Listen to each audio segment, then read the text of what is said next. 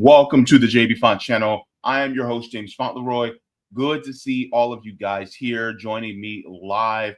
Today is August 25th. Ooh, Lord, I can hear myself. August 25th, 2026, and we are live. So good to see all of you guys joining me here today. Look, guys, today is going to be a day of stories today. And before we get started, just want to ask you guys if you guys can give a like to the stream. Thank you so very much for that. This helps me able to reach more people so that the algorithm gods, so to speak, favor me and then be able to push out whatever I am putting out here so that you guys can be more informed and encouraged so that we can actually be able to change this system from the ground up. So thank you so very much for that. Also, subscribe to my Substack at jaybefaunt.substack.com. Gives you email notifications whenever I go live, upload clips, or write any articles. And also, if you guys have any questions and want to ask me and I give you a video response, you guys can do that through QBounty at qbounty.com/jaybefaunt. Good to have you guys there. Appreciate it. I'm going to say a quick hello, and then I have some breaking news to get with you guys. Hello to everybody that's watching right now from around the world that's in here. We have Edward coming in saying, hey, JB, hope you're doing well. I am doing as well as I can. Thank you so very much, Edward. Also, we have Jacqueline coming in saying, hey, JB, hey, Edward. So, hey, good to see you, Jacqueline. We got Holly coming in saying, hi, JB, happy Tuesday. Happy Tuesday to you as well. Good to see you in here joining too. So guys, I have something to discuss with you guys before we get into the show today.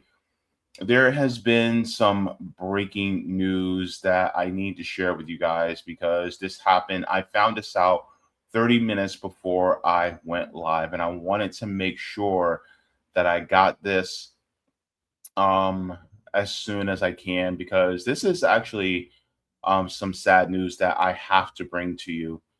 And so I'm going to be sharing this breaking news with you guys.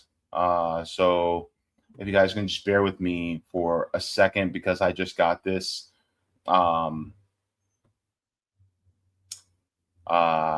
just got this not too long ago.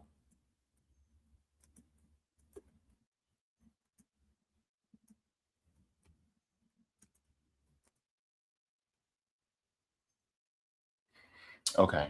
And so I'm going to share this with you guys. And here is, I'm going to share my screen. This is big. It's very big. This is out of ABC News. It says, breaking: Dolly Parton, country music legend and cultural icon, is dead at 80. So I don't know if a lot of you knew who Dolly Parton was. If you don't, then you probably live under a rock. But Dolly Parton was, for all intents and purposes, the queen of country music. And I have a little story to share with you guys in a minute, but I just want to talk about how big of that is. She's been in country music for over 60 years. If you're having a country music show, like the biggest country music show ever, the person that is going to be last is pretty much the crescendo of the show. Dolly would be the one that goes last, right? Because she's that iconic. The passing of Dolly Parton is, for us Black people, is the equivalent of losing Aretha Franklin or Whitney Houston. Like, that's how big of a passing Dolly Parton is. And I'll be honest with you, and if you are Black, then please correct me if I'm wrong, but from what I've observed being Black for my 40 plus years of life, one thing I notice is that Black people rock with Dolly Parton heavy. We may not like country music, but we definitely like Dolly. I'm just saying. So, I mean,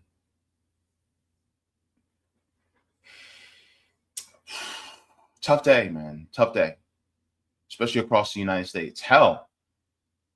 And I say personally that flags should only be at half staff for elected officials, but I'm actually not mad at Trump wanting to put flags at half staff for Dolly Parton. I don't necessarily agree with it because she's not an elected official, but at the same time, I understand it. You know what I mean? And that's the one time you'll actually see me not totally disagree with Trump. Like Dolly Parton is like American culture.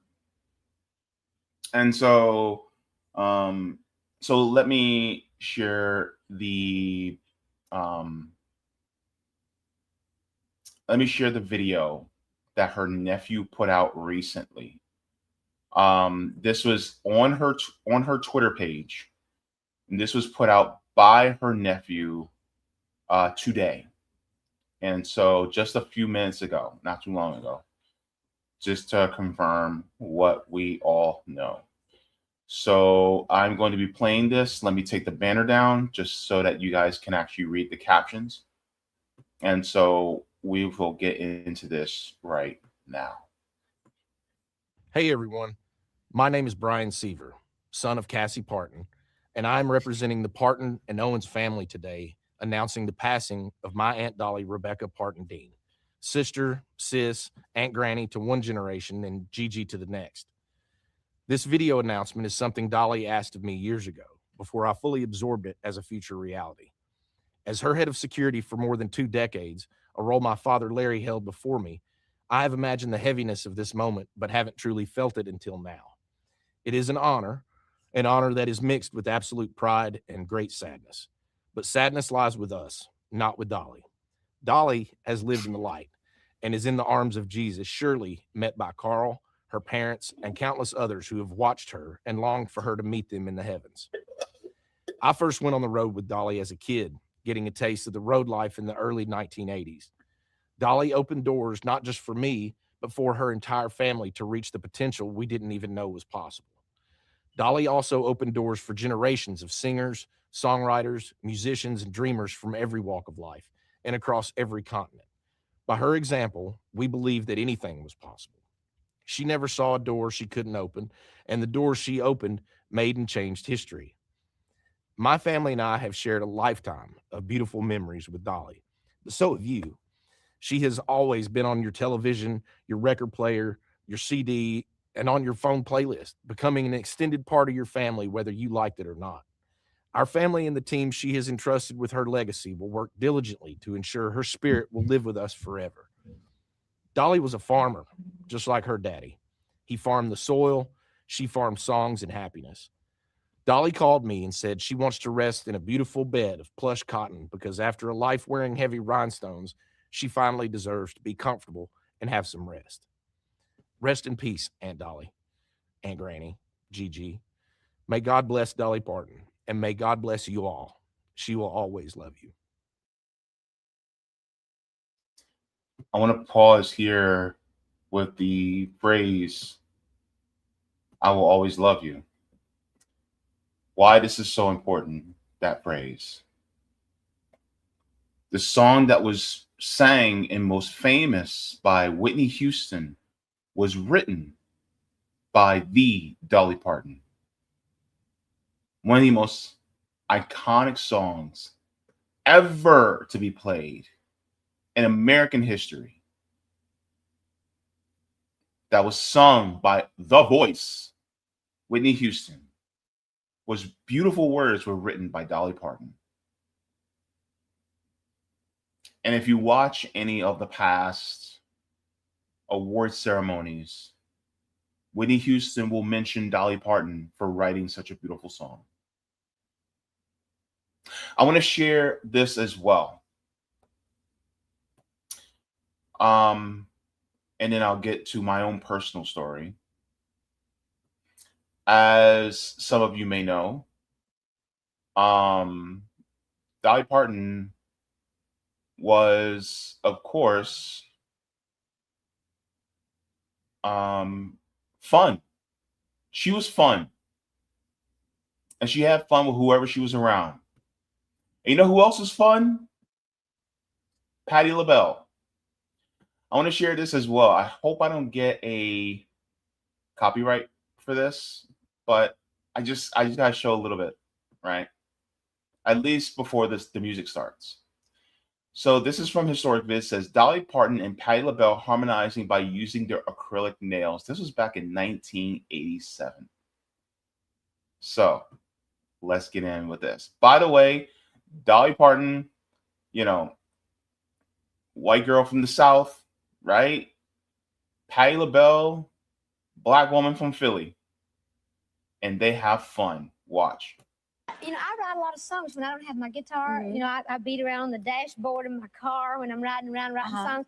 But then I have a little rhythm that we can do with these acrylic nails. Can you do that? Yep. Oh, good. You want to play a little song for them? Get up close to your microphone. We're mic'd right down in here. Get up close to it. Okay. That's cute. Can you hear that?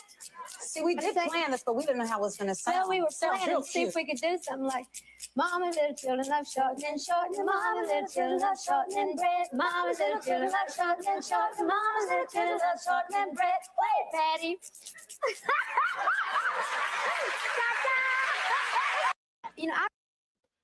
That was her. That was her. She just had fun with whoever she was around, right? And I also want to share something that's heartfelt. And this was when the country was in a lot of turmoil. And, there's times where the country would be in a lot of turmoil and Dolly Parton will say something. And then it's just like, well, oh, snap. Okay. All right. And I want to share something that was quoted by Yvette Carnell of the ADOS organization. She actually shared this. And this is the actual quote from Dolly Parton. And shout out to Yvette Carnell for this as well. And Dolly Parton said this during the time where we were at a big impasse in the United States. She said, and of course, Black Lives Matter. Do we think our little white asses are the only ones that matter? No.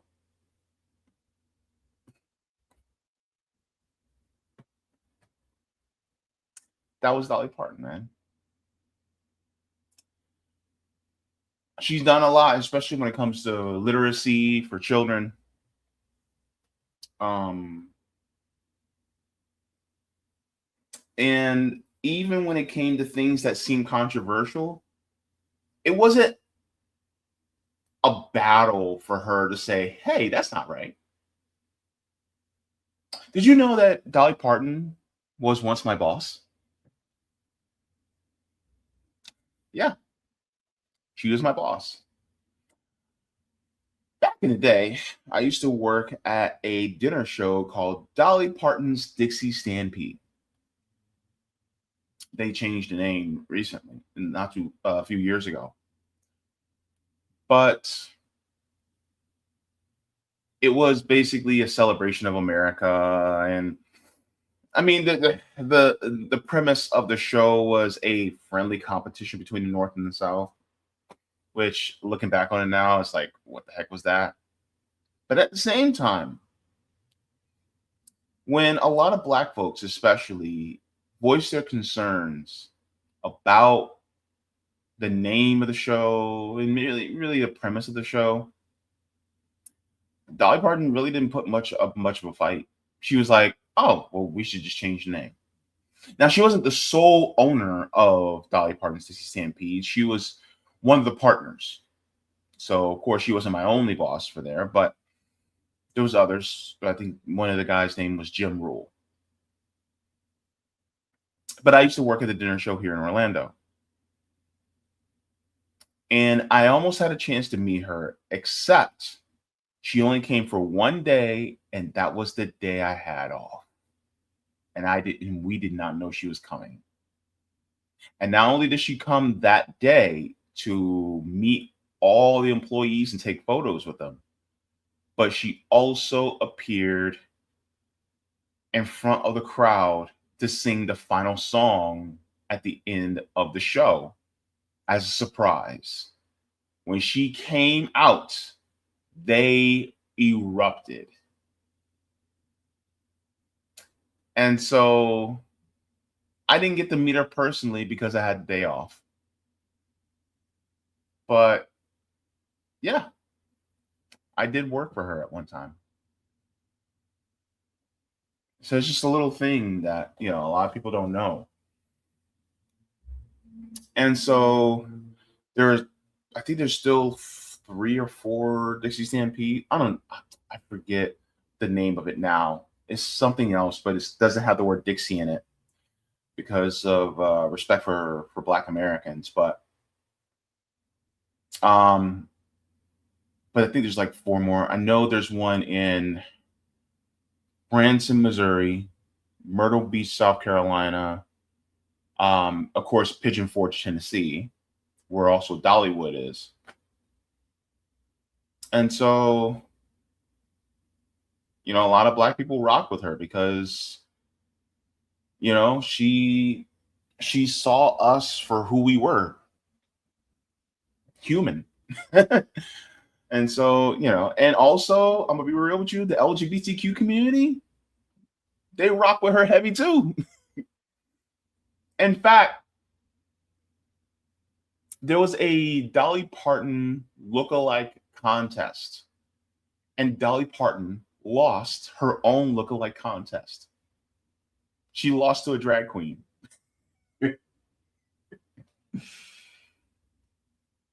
But yeah, man. And she was a great sport, man. So, it's women like her that, you kind of look at, you're like, you know what? They're really cool.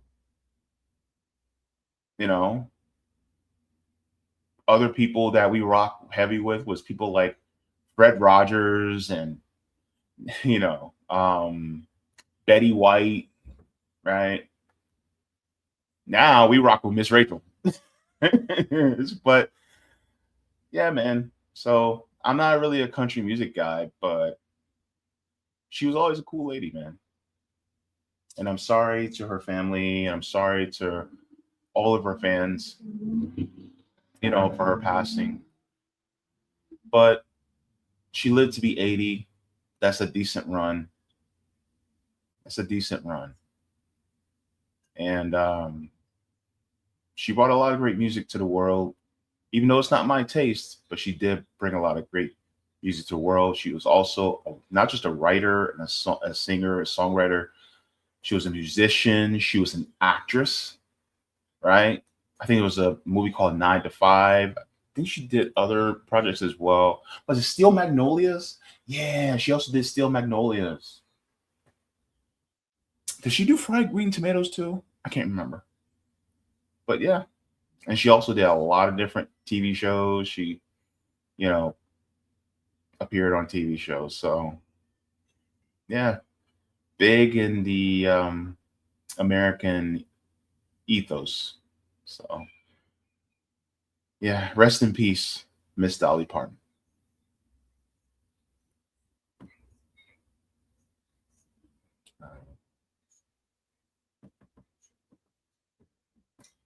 All right, guys, I'm gonna get your thoughts really quick before I get into the rest of the stream, and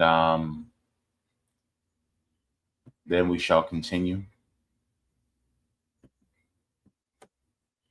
and we'll get into our stories for today.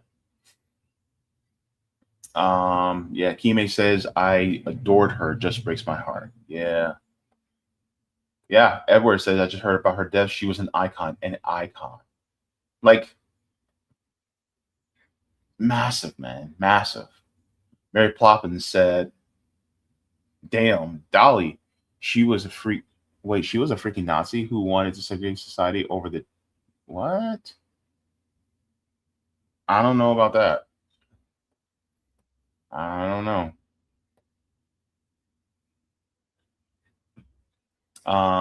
Roger said if Don knew her politics, he probably raised that flag back up. Yeah.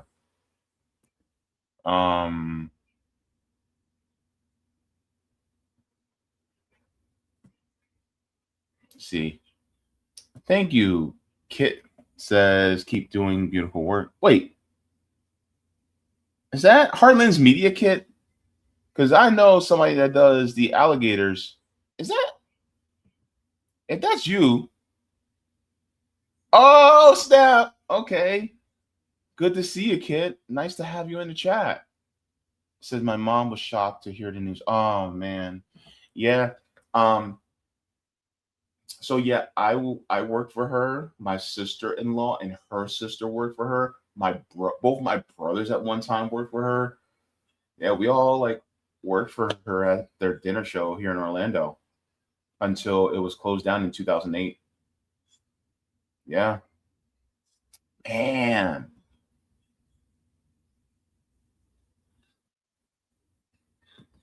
Yeah, yeah. Good to see you, Bryce. CBC voters in the chat as well. Big Daddy is watching. Good to see you as well. All right.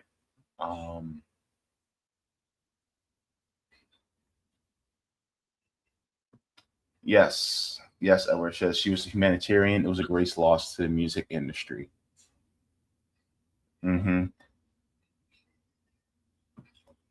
It says if that were Kit when he put HLM. Not necessarily. I mean, he put up the alligators, so I think that's how I was able to tell. But it's good to see him. Good to see our fellow people in independent media covering here. I guess it's why I'm a little somber, because I was in a decent mood before I went live, but then I heard this news. I was like, oh, you know what I mean? It's one of those. So yeah. Wow, man. 2026, man.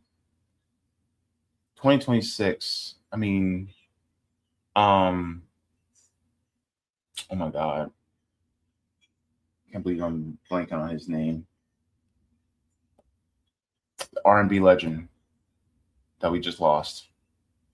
Well, I want to say Teddy Pendergrass and Jeffrey Osborne, but that's not his name. Hang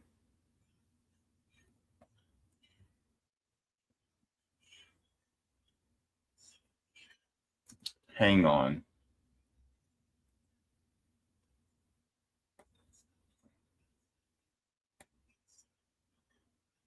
Peebo Bryson. We lost Peebo Bryson this year. Catherine O'Hara. Hayden Panettiere. It's crazy, man. This year's been crazy. It's like crap. Who else? Anyways, so good to see all of you guys. Let's get into the thumbnails and we'll get into our stories.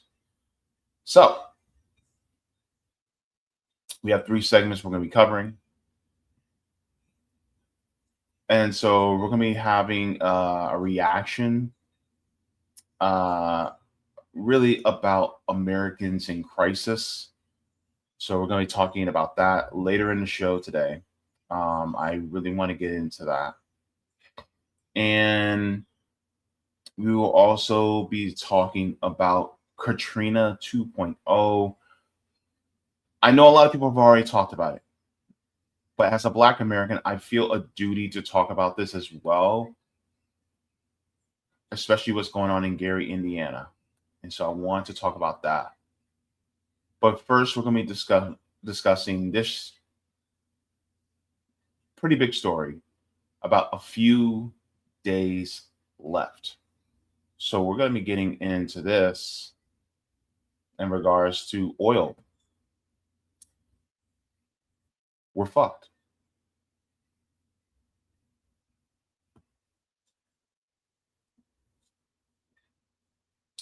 We're screwed, man. Especially when it comes to the oil crisis. We are just weeks away from running out of strategic oil reserves here in the United States. Why? Well, we're going to get into why. But also, what could be done in order to save ourselves from this crisis? What should be done to save ourselves from this crisis? And why is this continuing to happen, and who benefits and who loses? So there's this story that recently came out that I really want to discuss. And this is a pretty big one. And a lot of people are talking about it now. I'm glad a lot of people are talking about it now, but it's going to mean a lot more hurt for the rest of us. And when I get to the next segment, it's also going to have a compound effect on what is going on with us.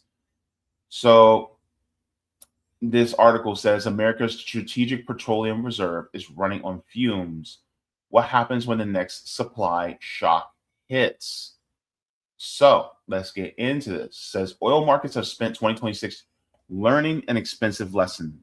Barrels matter most when they suddenly disappear. The conflict with Iran and disruption of the Strait of Hormuz forced the U.S. and its allies to tap emergency inventories to keep crude flowing and limit the damage to consumers and refiners. The strategy worked, but the bill is becoming clear. The U.S. Strategic Petroleum Reserve inventories fell under the 3.7 million barrels last week to 289.7 million, their lowest level since November of 1982, according to the Energy Department. This is massive. Why? Because those oil reserves are there for in case of emergency. Well, guess what? The situation is emergent. So what are we going to do when those strategic oil reserves run out? And it's not like we're months and months away and we don't, we're going to be all right. We don't need to worry about that. No. We're not months away. We're weeks away. In fact, I'll get back to this article, but I want to show you guys this graph because this one really just puts into deep perspective exactly how bad it is. We are fucked, guys. It says the U.S. has just 41 days. That's 1 month and 1 week. 41 days. A little over a week. Like a month and a week and a half of inventory left, the lowest level in half a century. Look at this chart. Okay. So U.S. crude oil days supply, including strategic petroleum reserve, right? So the average of 65 days, right? And so this is the crude oil supply, right? And strategic petroleum reserve. The reserves back in 82, see how low that is? Then, it creeps back up so that we have, a decent amount. And then it dips low in 02, right? But then we have our reserves refilled back up. It is a little bit volatile between 06 and 18, right? But then we have our highest closer to 2022. And then it drops massively to the point where we hit 2026. And now we have so few strategic oil reserves to the point where we only have enough to last us 41 days.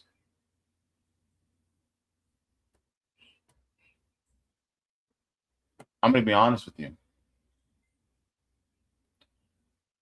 When you get to a point where the flow, when you stop having that reserve, then you have to go just straight off the tap. How can I put it? Okay. You know when you go to an ice machine, right? And, the reservoir in the ice machine is full. The ice just flows, right? But what happens when so many people are getting ice all at once? Well, all the ice in the reservoir goes down. And so then you're not able to get ice as fast or as plentiful in the same amount of time. But then what happens when all that ice in the reservoir leaves? Then you're sitting there and you hear ding, and then ice cube, and then it's like and then 1, 2 ice cubes, and then and then another ice cube, and then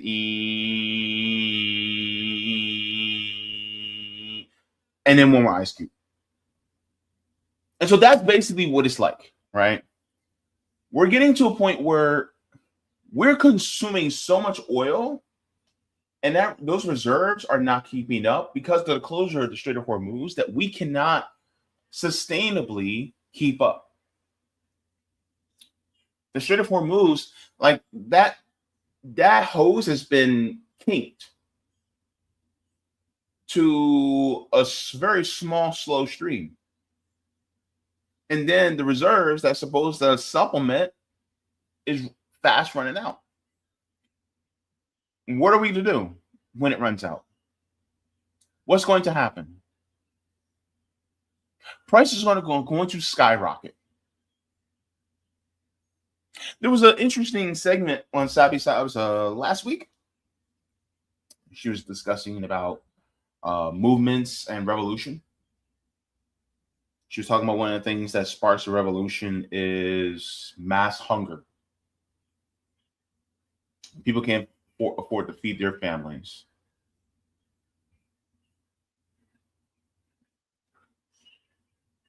The problem is, like, a situation where we might have mass hunger could be on the horizon sooner than we think if things don't change. All because of an illegal war, because remember, Congress didn't decide to go to war with Iran. There was no vote in Congress. There was no declaration of war declared.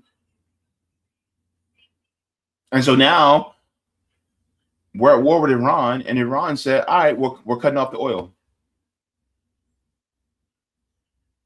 And here's the crazy part. The United States knew that they were going to go to war with Iran months in advance. Well, really years in advance. You really want to talk about it.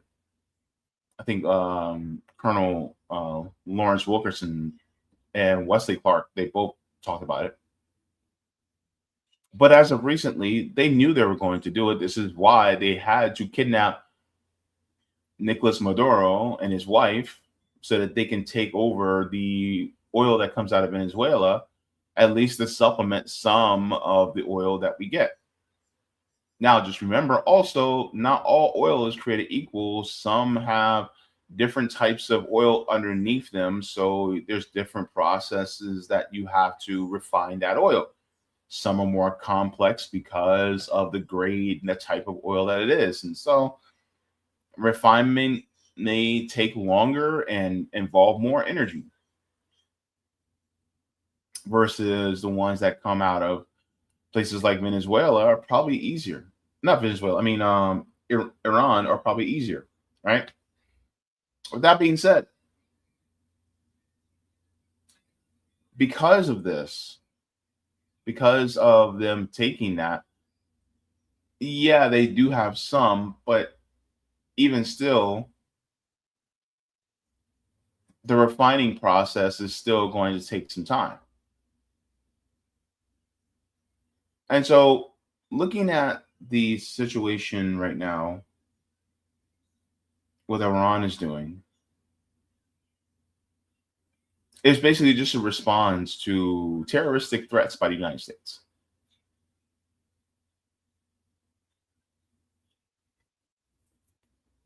Let's continue on in the article, and we shall continue in this. This is dumpster fire, guys. So it says the SPR, the Strategic Petroleum Reserves, has about 714 million barrels of authorized capacity, meaning today's inventory represents roughly 41% of that total. The latest draw is part of the planned $172 million barrel contribution to a broader international energy agency release. If the authorized U.S. releases are completed, inventories could fall towards 243 million barrels. That number matters because a strategic petroleum reserve is not simply a giant underground gas station. The Government Accountability Office found that in 2026 that current effective drawdown capacity was already about 2.7 million barrels per day versus 4.4 million barrel design rate, which low cavern inventories contributing to some limitations. Federal law also restricts limited drawdowns between 252 million barrels. In other words, every additional barrel removed doesn't just shrink the inventory, it reduces the US's flexibility. So here is a infographic here. So it says the high cost of US oil security, depleted SPR, and future risks. So we have a capacity of 714 million barrels, but we're only at 41% of our total. After planned release is supposed to be 243 million. So the emergency cushion is getting thin.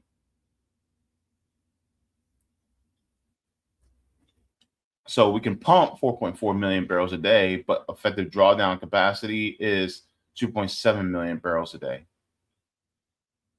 So that's a federal law restriction. And then it says a next shock could hit harder. So key thesis is thinner strategic petroleum reserves equals higher sensitivity to future supply disruptions. And what are some of these supply disruptions? Well, look, you can have a Black Sea disruption that can happen either through the Turkish Straits or the Strait of Hormuz, right? Or you can also have the Strait of Malacca. That also does more barrels per day than the Strait of Hormuz. You could do Red Sea escalation, like right now with the Yemenis and the Bab el-Mandeb Strait. Also, you have they say a Persian Gulf attack that's happened between the Houthis. There are also hurricanes or typhoons in that other part of the world that can also have a big effect on the oil coming back in. And so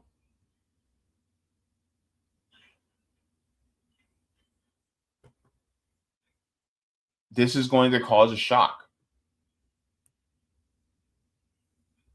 It's going to cause a shock, guys. I don't really know how to explain this any more simply.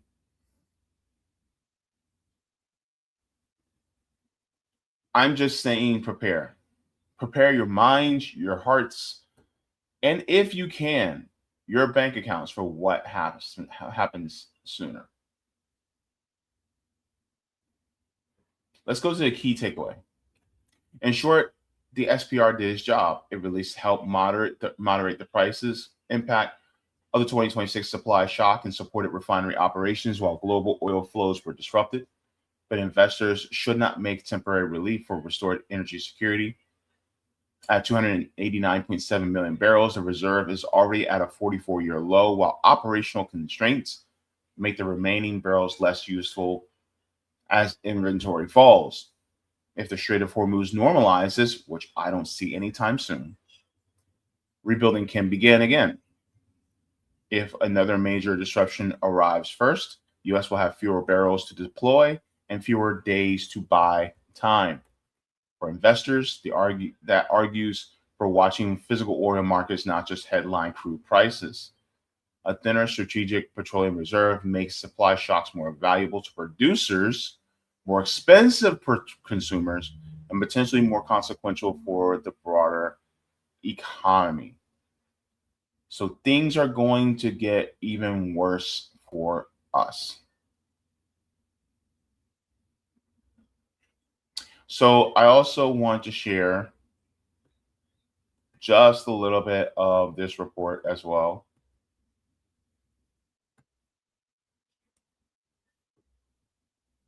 And and let's get into this.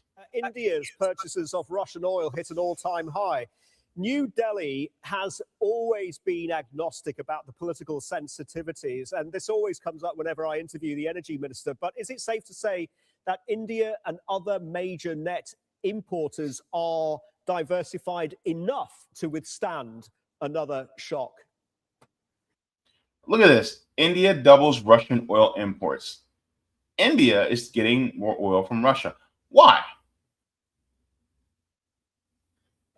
Well, because if the United States is closing down the Strait of Hormuz, they're not closing it down. I'm sorry, I misspoke. The United States is the cause of the Strait of Hormuz being closed down by Iran. And so India is like, hey, we need oil, so we're going to go to another place. Also, India also has a relationship within the BRICS with Russia as well as with China. And China gets a lot of its oil from Iran. And what is going to happen with the United States? Because the United States, they soured their relationship with Russia. They definitely don't have a good relationship with Iran. And so the oil that we need, we're cooked. We don't have it. Let's continue on. Well, they've certainly been diversifying, and whether it's enough or not really depends on how long the U.S. blockade and the Iranian actions limit the amount of oil coming out of the Strait of Hormuz. The energy market has really been fortunate. We've been able to mitigate the supply disruption through either the diversion of oil out of the strait via pipelines in Saudi Arabia, Iraq, or the Emirates, or the drawing down of strategic petroleum reserves around the world at the same time that we're drawing down commercial inventories. And fortuitously, we've seen increases in production out of Canada, the US, Argentina, Brazil, Guyana, all-time records. And the question is, how long can we continue on this trajectory of drawing down inventory? And I think that is the biggest concern of the market. Let's talk about this, especially as it applies to the US, Andy. What are the conditions as you see them, the conditions, the triggers, and any other statutory thresholds relating to the US stockpile? And at what point do they need to be triggered, especially for refined products, before Washington orders export restrictions? Well, I'm looking at a few things. First of all, on the Strategic Petroleum Reserve, we've already withdrawn over 100 million barrels of oil from there. The last tranche is leaving the SPR over the next 3 weeks. So the market is going to lose about 700,000 or 800,000 barrels a day of that supply. When I look at Cushing oil inventories, which are around 21 million barrels, we've been bouncing around the commercial inventory minimums of 18 to 20 million barrels. So that is a concern. And as we go into the fall agricultural harvest season and the upcoming heating oil season, I am concerned that distillate inventories, and namely diesel, which is the tightest refined product around the world, is approaching 100 million barrels. And that's going to be a very psychological level for the market. Okay, so basically there is not enough oil to heat our homes, or you also got to remember one thing is that a lot of the oil that is used to make fuel. That fuel is used to cultivate our food within our country. Our wheat, our corn, our rice, what have you. Like all these farm equipment that we use to get all of our produce, they use fuel derived from petroleum in order to be able to ship it to our grocery store so that we can consume. petroleum products like diesel is used for transport the food to our homes. I'm sorry, to our grocery stores. And so everything's about to go up just within the next few weeks if we don't get a handle on this. And we won't. Look, guys, oh my gosh, we're not going to get a handle on this. They're not. And you know what? Here's the thing. These billionaire and super rich parasites are going to sell us down the river because they know that they're going to make bank with this war, because oil is to become more rare, and with rarity it makes things more expensive. So that means a barrel is going to go up, because then it's now scarcity. And they're using, this is so nefarious, guys. They're using war to create scarcity. They're using war to create a scarcity so that they can actually make more money. I detest, I loathe this system, because it is doing this on purpose so that these people at ConocoPhillips, Chevron, ExxonMobil can make more money, and it's sick. It's sickening.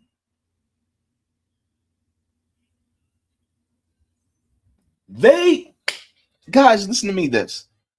They will let you die if it means that they can make more money on their quarterly reports. If their dividend checks get just a little bit higher, they will sell you down the river Styx in order to get another 0.4 or 0.5% more on their dividend checks. Do you understand what the hell I'm telling you right now?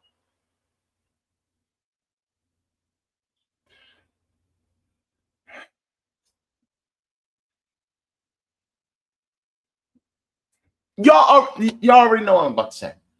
JB, what's the solution? Everybody, go ahead in the comments, say what I'm going to say. You guys have been watching this channel for long enough. You guys don't know exactly what I'm about to say. All my regulars, all my dead ones. You guys know exactly what I'm about to say. I don't even have to say it.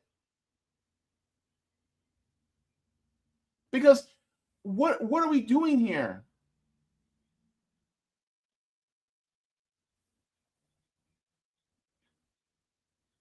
What are we like? And then we're sitting here hand-wringing about, like, bro, like, we're hand-wringing about women, trans women in sports? What?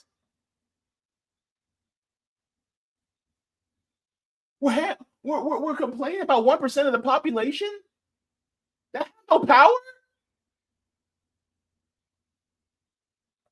Is that what we're doing?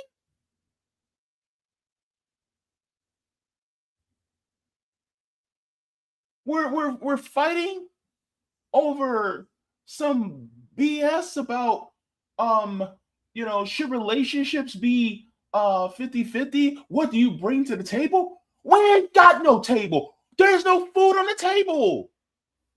I mean, what?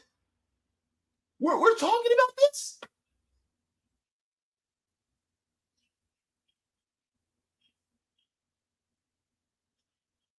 And then on top of it, I'm sorry, I'm kind of going off right now, because now we're hand-wringing about, but is DSA going to do this particular thing with this candidate, or are they going to be going with this candidate in policy, and Hassan Piker, and it's just like, wait, hold up. Why the fuck aren't you on the ground? Where are you? Is your head in your phone? Or are you actually doing things out in the streets?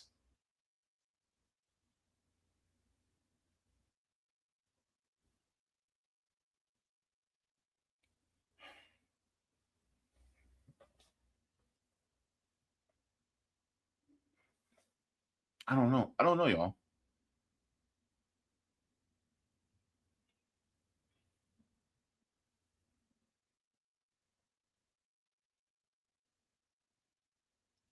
I don't know. I'm at a loss for words right now because it's like let's get our priorities in order.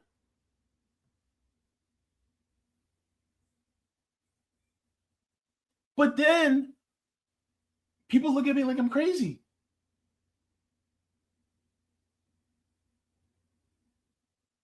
And I'm sorry. But look, I'm gonna say it. I'm gonna say it.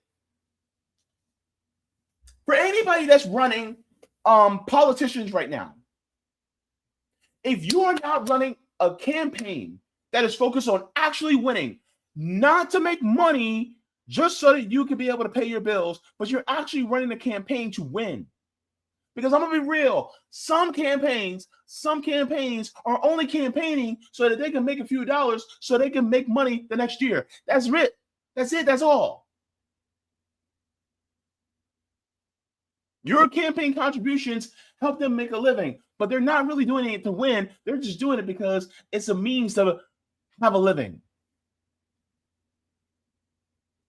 Winning's not the goal. Campaigning is the goal. And I'm not just talking about Democrats and Republicans.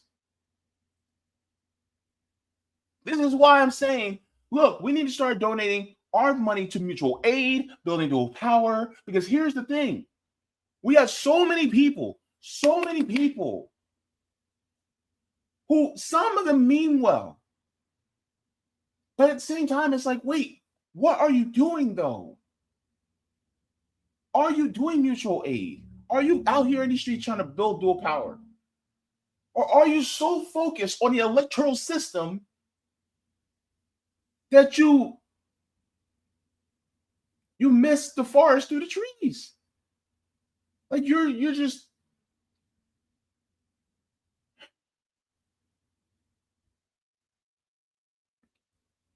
you're trying to put out the embers of the fire, but you're not taking your fire extinguisher and pointing it directly at the base of the fire right there. Don't worry about these little embers around. We gotta stop trying to solve and fix the symptoms. We gotta focus on the root problem.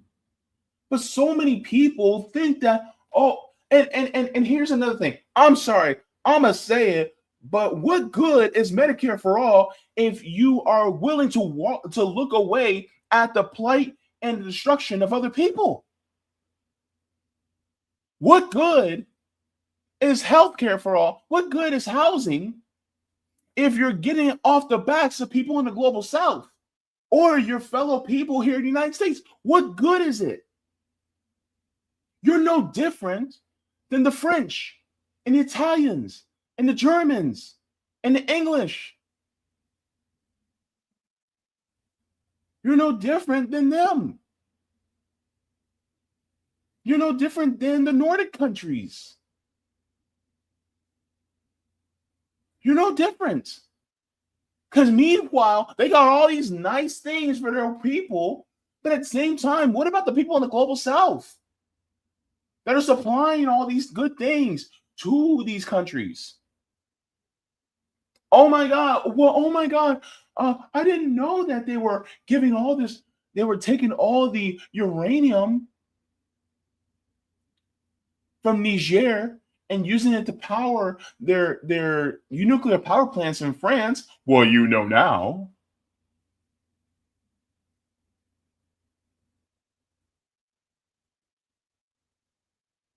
So my thing is, like, we need to start going after the underlying cause. Stop treating just the symptoms.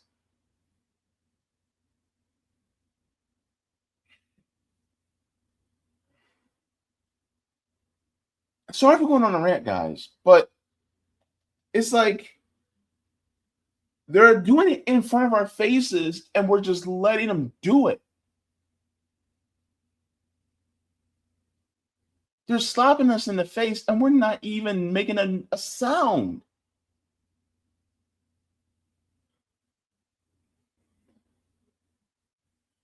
This is why I say we're cooked. Because here's the thing. If we're going to complain about this, fine, but at least let us be doing some action to alleviate the reason for our complaints. Because a complaint without action is just whining.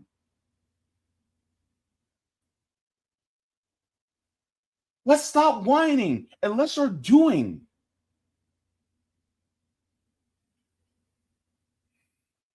And I know we can do it. We can. I've seen so many people in my local area. Shout out to Sabiha, Tim, Cam, and Kevin. Shout out to you guys because you're actually doing stuff on the ground. Shout out to the people at Real. Shout out to y'all because you're doing stuff on the ground. PSL out here in Orlando, they're actually doing stuff on the ground. You know who's doing stuff on the ground out here in Orlando? DSA. Oh my God. Yeah, they actually are. Do I think that they go far enough, especially as policy and things like that? No, but at the same time, they're at least doing something. Something.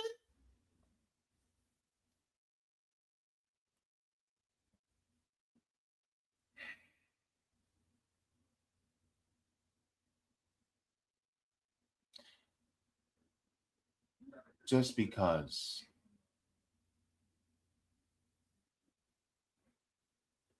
the unelected rulers, aka the parasite class, just because they are doing whatever they can to rule over us, doesn't mean that we just have to just sit by and let them do it. If they want to rule, then they'll be the rulers of nobody.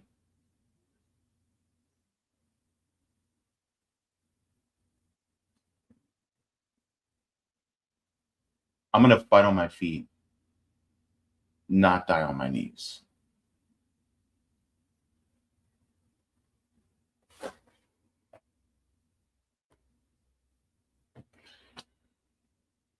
You'll like this stream, guys.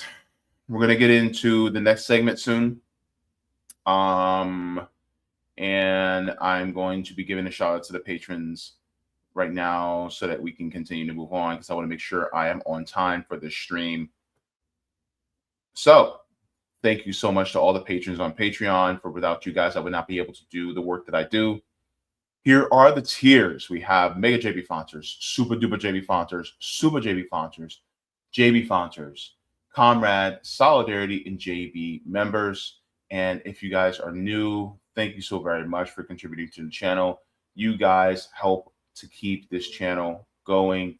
It is deeply appreciated. And I will continue to do this work come hell or high water because these things need to be talked about all the time.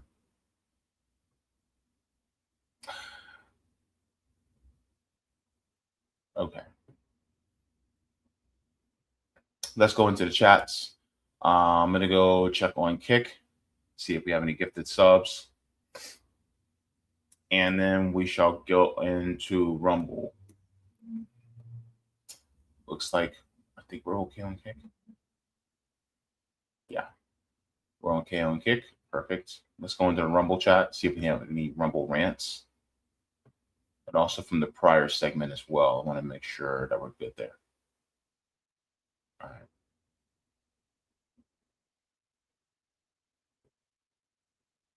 Okay. All right. Okay. No Rumble rants yet. Okay. All right, let's go into the rest of the chat. Thank you so much for the super chat, Unemployed Scholar, for the solidarity. Appreciate it very much. Thank you, thank you, thank you.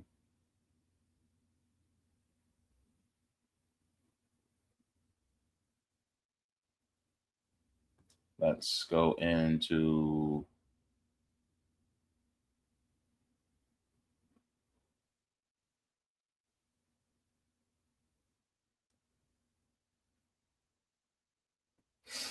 Jacqueline says, seems like now would be the perfect time to look into alternative energy sources.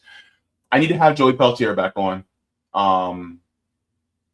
One of the people that helped connect us, especially in regards to hemp, was Roger Meadows. Shout out to you, Roger.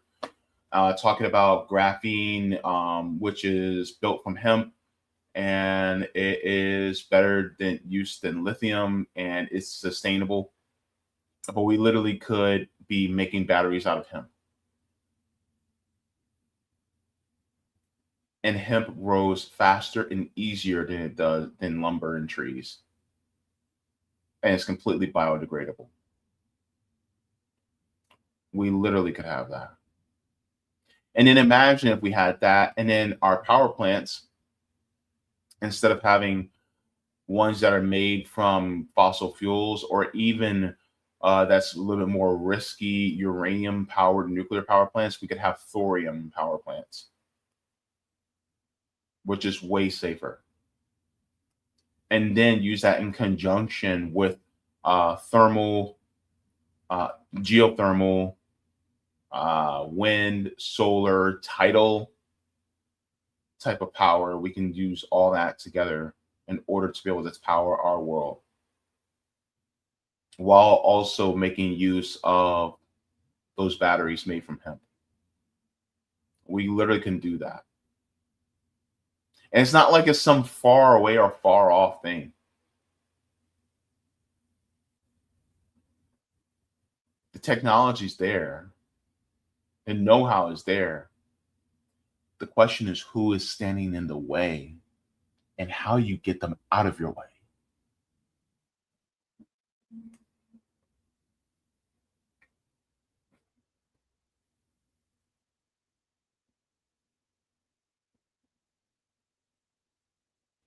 Let me see.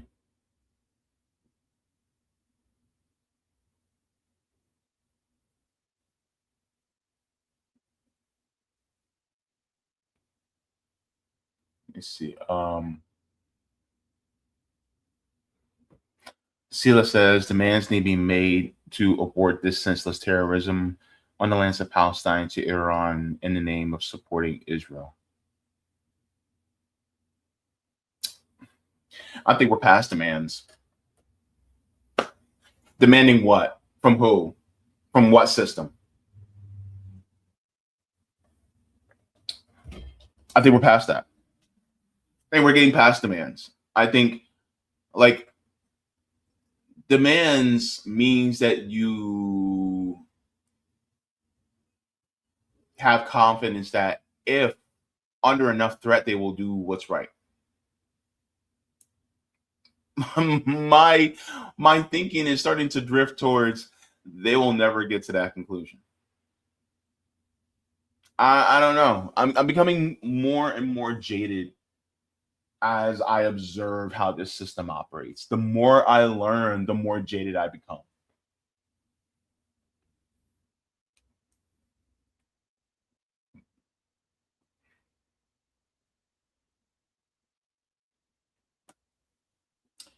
Edward says, what happened to the Orange Man's statement about drilling oil in the U.S.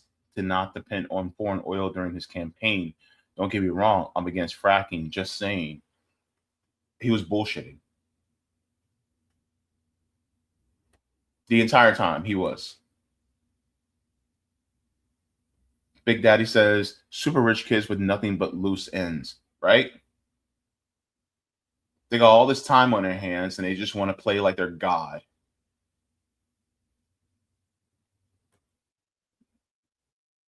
If I sound bitter, it's because I am. Because I'm sick and tired of seeing people that are hungry, unhoused, homeless. I'm also sick and tired of seeing people that are housing insecure, where they're worried about making their rent every single month, making their electric every single month, worrying about, food that they're going to buy. I'm sick and tired of seeing people who don't have adequate transportation. to get where they need to go, where it's treated as you being poor is a personal personal and moral failing, when in reality it's a systemic failure. If I sound bitter, it's because I am, because I actually care about people.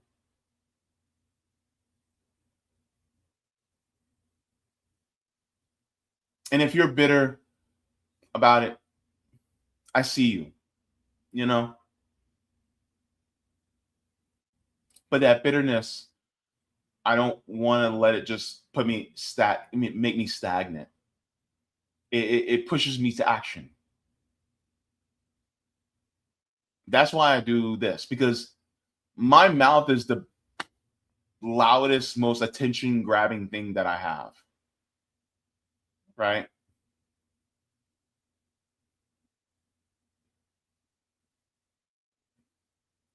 And then showing the mutual aid on here, what I do to encourage people to do more.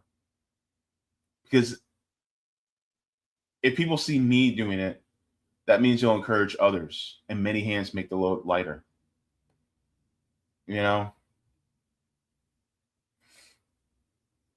CS says, yeah, and most individuals don't understand how capitalism actually works. If they did, would be aimed, yeah. People's fire would be aimed at them.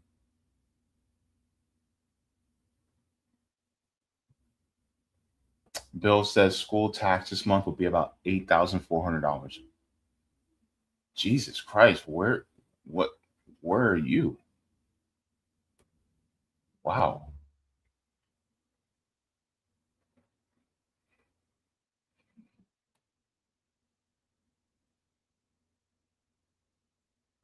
And then Bill says homeowners insurance up from $1,700 to $2,800 since 2020. That's a whole nother thing. I'm not going to go off on another tangent, but I honestly do think that homeowners insurance is a scam. Like, we talk about single payer healthcare, which I think that we should go beyond that. I think we should have a nationalized healthcare system. But I think that, like, if you're going to be able to own your home, you should have a single payer homeowners insurance. Single payer. Everybody on the same plan. Right? I mean, that's just my opinion. People shouldn't have to worry about making sure that their home is secure, right?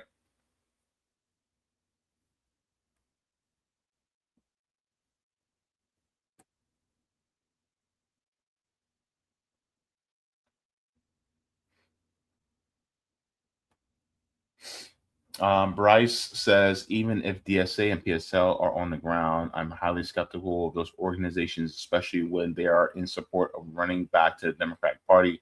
If anything, we're to build power outside. Now, I will say this. As far as PSL, I don't see them supporting Dems. They always support their own candidates. Remember, Claudia de la Cruz was PSL. I don't see them supporting Democrats. So to be fair, I don't know if I would group PSL with DSA on that. So as far as PSL goes, and also they're under attack, from the Trump administration. So I don't know. But there's infiltration everywhere. And it happens. And here's the thing. If you're in an organization, expect to be infiltrated. Always expect it. But do what you can to prevent it.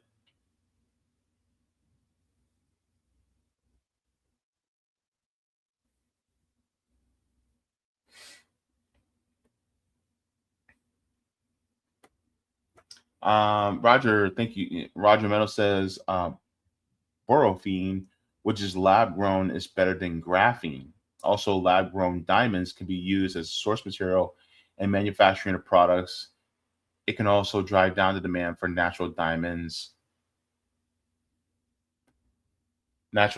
which are purposefully withheld from the market to increase value and thus increasing child slave labor. Yeah, like if I wanted something with diamonds on it, I would get lab grown diamonds. Just get lab grown.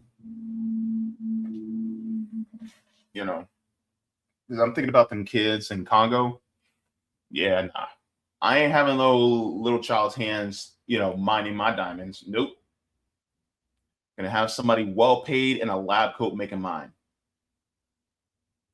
And and if they can, don't make it flawless. Don't have to search for it. Just make me one. I ain't participating in that damn exploitation. Nope. Them kids need to be in school and at recess and enjoying their life. Bryce said, yeah, it's hard to be optimistic about the state of things. We will have to eventually, maybe sooner than we think. Maybe sooner than we think, Bryce. Also, that optimism has to be in the faith of people getting out and doing what needs to be done in order to save ourselves from the clutches of the parasite class. We have to have the optimism that people will wake up. But the thing is, it's like people have to see you doing it. It's like I forget what the effect is called, but it's like when you're in an area and there's one person that's unhoused or homeless or begging, and they beg for maybe just $1, right? And then nobody wants to give if everybody just stays still. But let one person give. And then another person will get the will to do it. And another person, another person, another person, another person. It's the same way. Humans beings are followers. We are sheep. That's just how we are. But one of us has to make the right step. One of us has to take the right step. One of us has to be the first. And then others follow. We have to have the gumption, the chutzpah, the intestinal fortitude to say, I'll do it first. And if you are in your community, and if you don't see it, or maybe you do see it, but you only see a couple of people, you gather with them, and then that will inspire more people to join in instead of it just being just them. You know what I mean?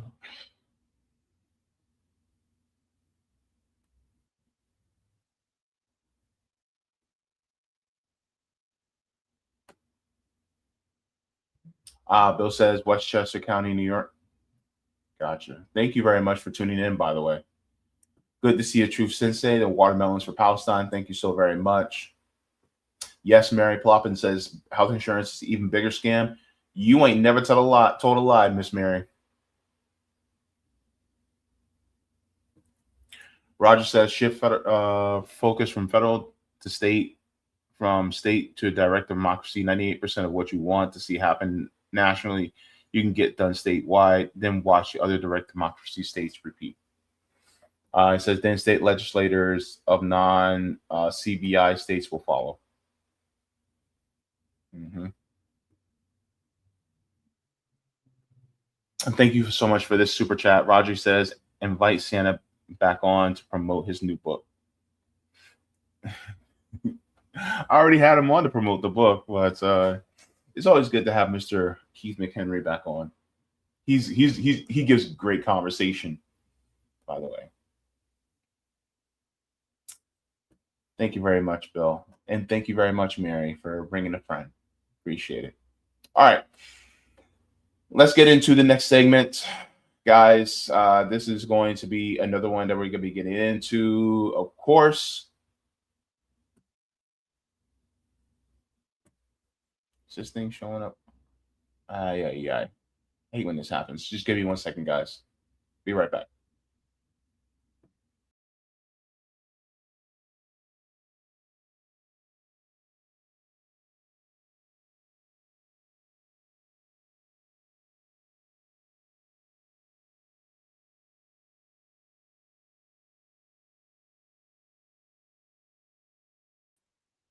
Okay. Just had to refresh for a second, guys. Sorry about that. Okay. So, of course, we talked about a few days left of their strategic oil reserves, but we are going to be talking next about the Black community, especially what's happening right now in Gary, Indiana. I need to talk about this. Let's get into this right here. Left behind again. Crisis in Gary, Indiana.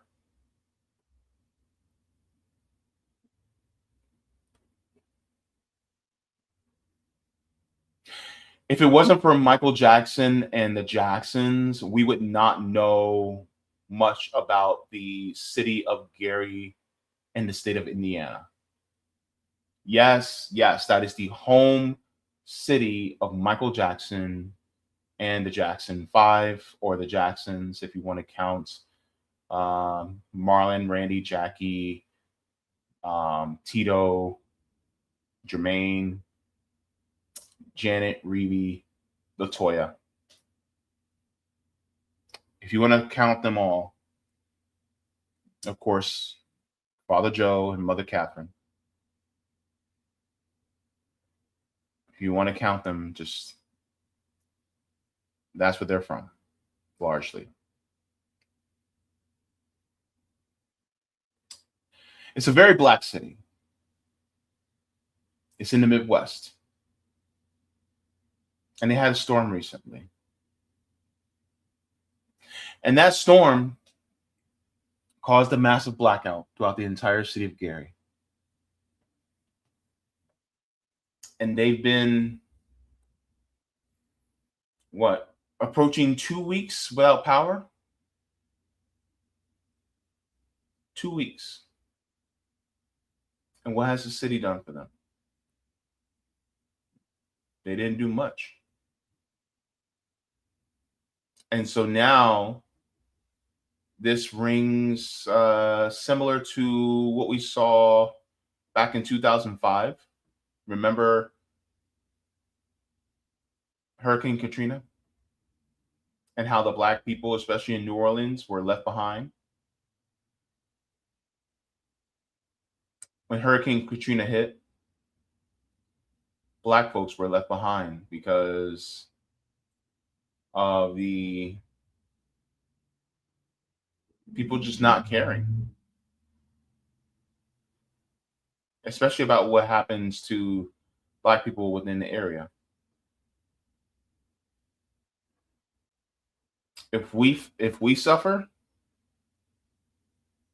nothing. Hell, they do this even to working class and poor white communities too now. And I usually don't watch other people's segments about subjects until I've done my own, because I don't want to be influenced by what other people say. But one thing I definitely have to give credit to, I have to give her flowers, was that there was a point that was made by my sister Savvy Sabs. And she said, it's very interesting how a lot of when these natural disasters happen, these natural disasters always happen in economically disadvantaged areas. And then when it comes time to when they need help, then the help just doesn't come, or it's wholly insufficient. Think about, and this wasn't a natural disaster, it was more of a man-made disaster. But think about what happened in East Palestine, Ohio. Working class community, all white, or mostly white. And they're still dealing with that. Asheville, North Carolina, still dealing with that.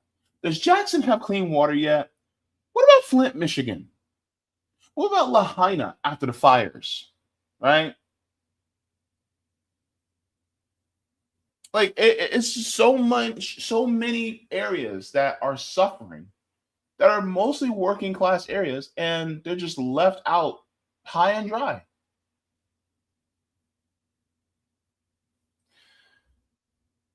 Let me share what is happening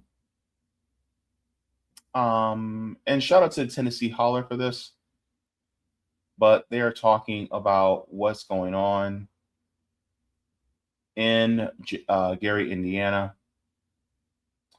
And let's get into this. I cannot believe no one is over here helping Gary. Thousands of people in Gary, Indiana have been without power since August 11th. The National Weather Service informed us that Gary faced the strongest winds, which reached 99 miles per hour, equivalent to a Category 2 hurricane. All the power is out, as far as I know, all across Gary, Indiana. They're losing food. Homes are getting warmer. They do not have money, and some of the cards aren't even working. I ran into some ladies that had children, and my heart broke. My name's Aja, and I'm going on day 7 of having no power in one of Indiana's worst blackouts and one of the highest crime cities in Indiana. By the way, if that was on the 11th, that means that they've been without power for 2 weeks. 2 weeks. It's summer in the United States. What's the temperature right now in Gary, Indiana? Let me see. Hang on.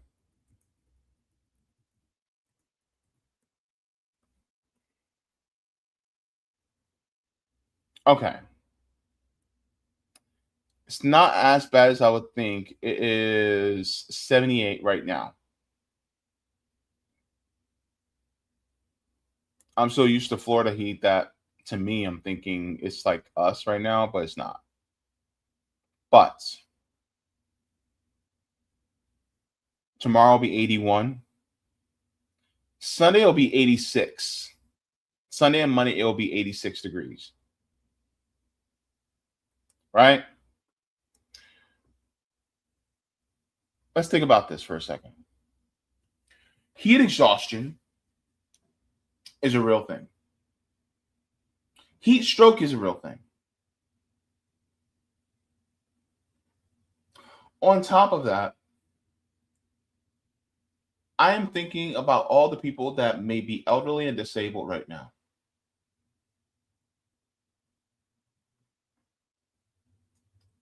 When I was on kidney dialysis before I got my transplant, being in a place with no air conditioning,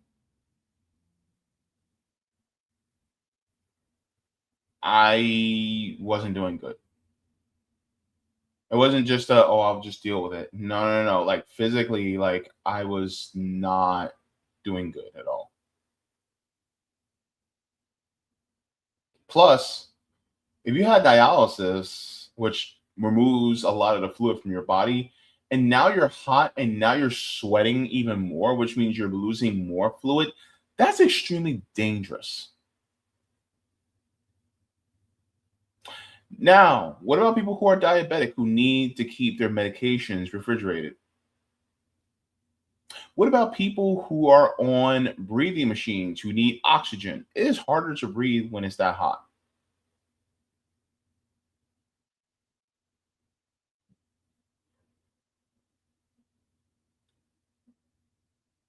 And so the fact that this is happening 2 weeks into 2 weeks after this, where's the governor? I haven't heard Trump say anything. Have you?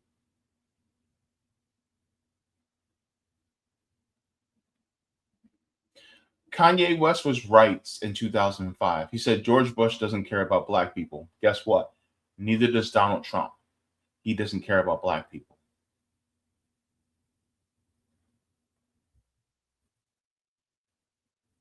Now, is Gary, Indiana completely black 100%? No. But neither was New Orleans after Katrina. But these areas that have majority black populations, they get the worst treatment.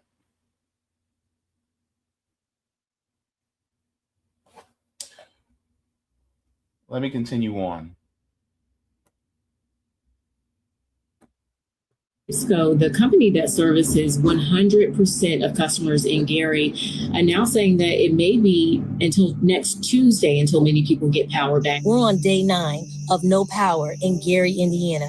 My neighbor across the street, my teacher down two streets down, we have no air in here. Schools are closed.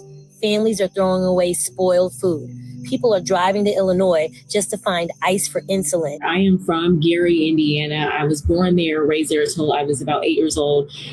My family is from there and people still live there. And many people are telling me that they still don't have power. They have trees on top of their homes. One of my cousins sent me this video of a grocery store completely decimated, food spoiled. This is also where the city gave people vouchers to, $150 of vouchers. But this was the only place that they could use the vouchers.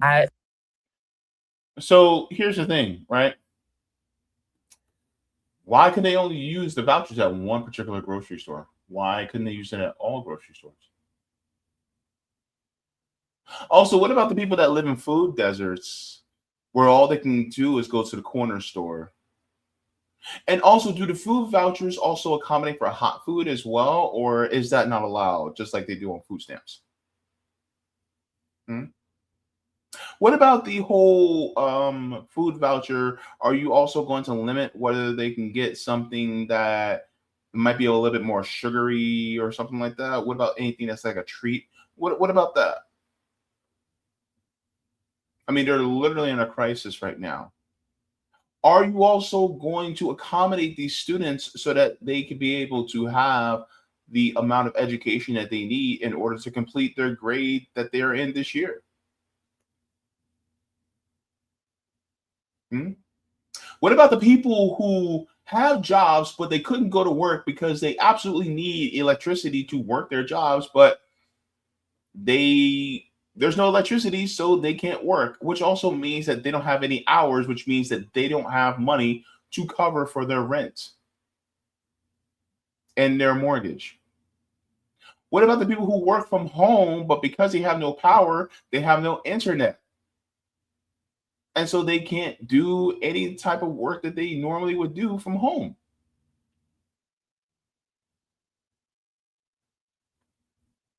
What about them? You see, these are some of the things that I'm thinking about, right? Are you guys going to shore up people's car payments? Their rent, their mortgage? What about people who have student loans that live in Gary? And because they couldn't work or they can work very little hours, then guess what? They really don't have the money to be able to pay for those student loans. Are you guys going to help them out with that?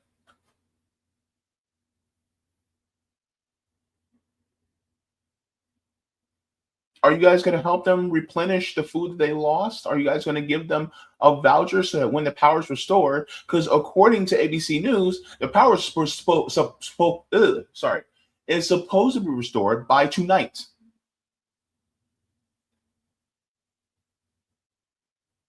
So by tonight, that's what, 8 p.m. So we have what, 5 hours? I'm sorry, what time is it?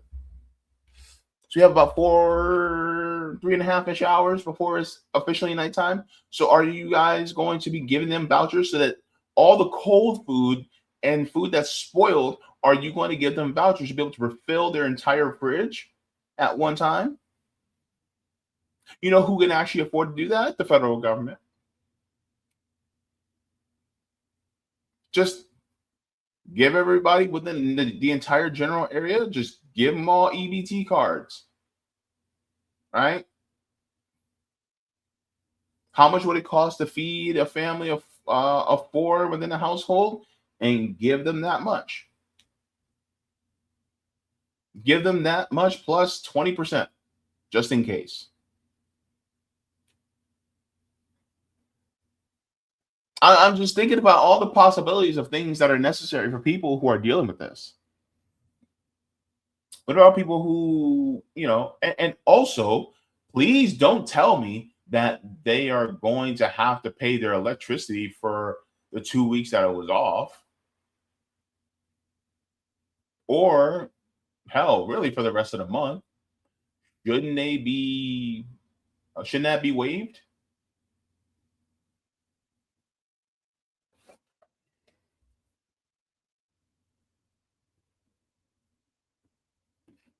Hang on.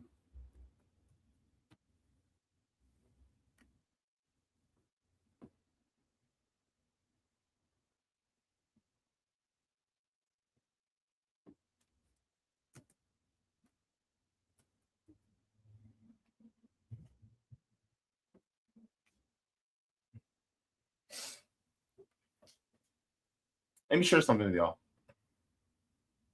I think I already found the answer to that, to my question. And then I'll finish off with that video. Let me share this with you guys. Well, according to NIPSCO, which is the Northern Indiana Public Service Public Service Company, it's a private investor-owned utility company, not a government agency.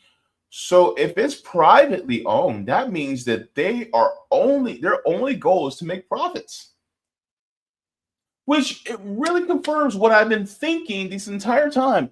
Why haven't they? Because one of the biggest complaints was, well, when it came to the trees and shrubs that were in the way that could potentially fall down and take down the power lines with it, well, they weren't trimming the trees around these shrubs and the trees so that it will prevent it from happening. They didn't do it. Why? Because they're a privately owned company. And they don't want to spend the money because they want that money to go to their investors, to their shareholders. So here you have, once again, a capitalist corporation that doesn't want to do the right thing because they rather give it to their shareholders. And guess what? They're slow to fix everything because, say it with me, kids, because they want more money. And also they don't want to spend the money to do all the repairs. This is privatization. That's what this is.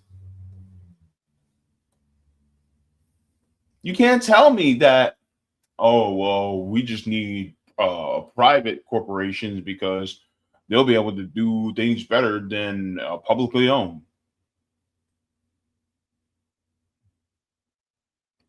Just talk to the people of Gary, Indiana. 2 weeks, no power. 2 weeks.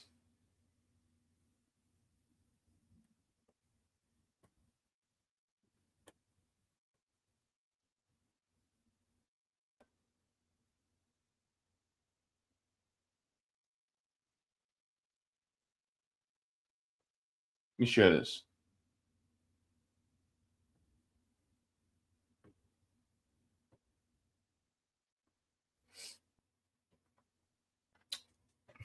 It says, NI Source announces agreements to sell minority equity interests in NIPSCO to strengthen financial foundation and support sustainable long-term growth.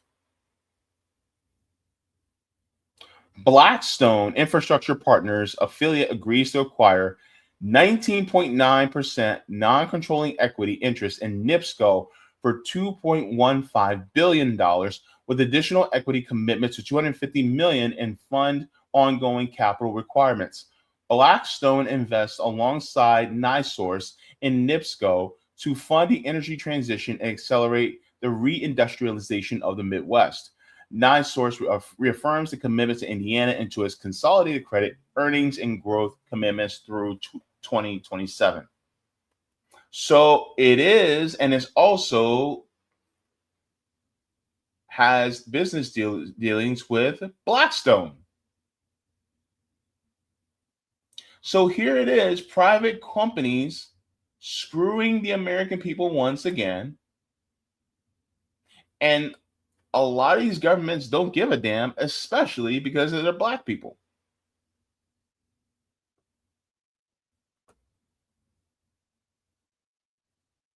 But of course, capitalism breeds innovation, right?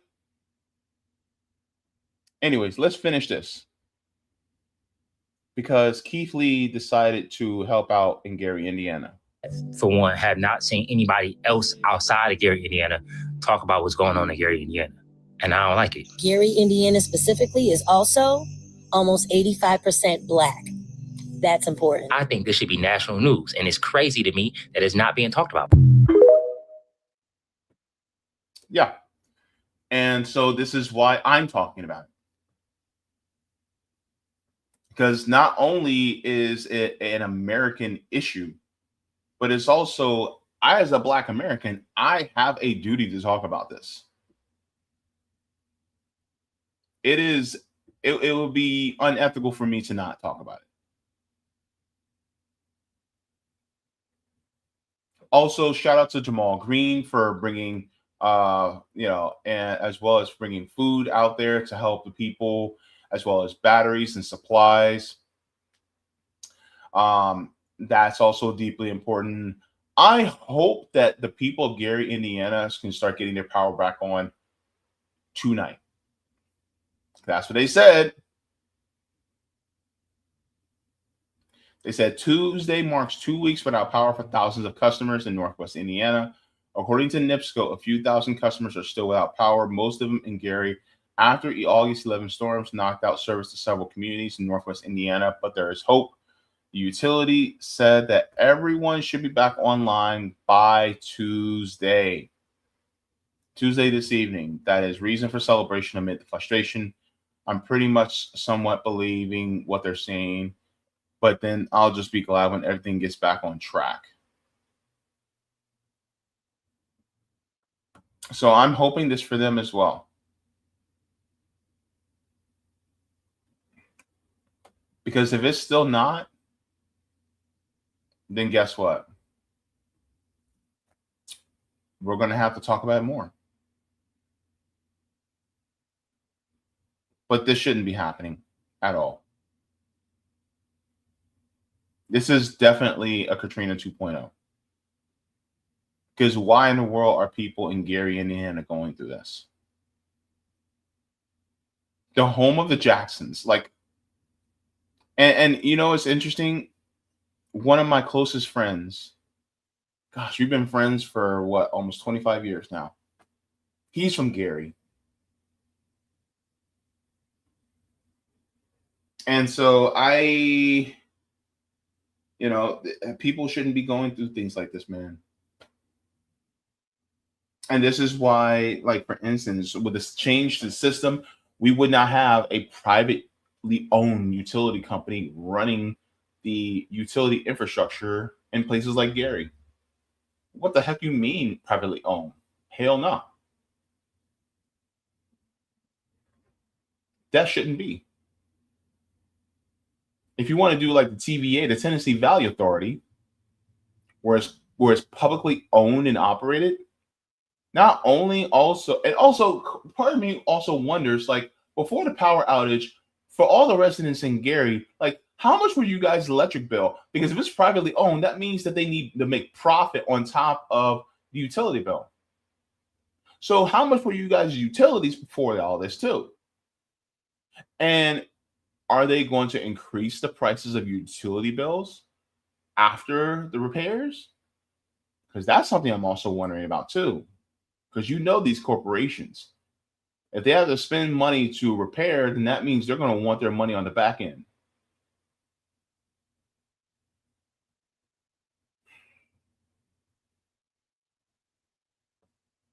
That's why the system has to change, man.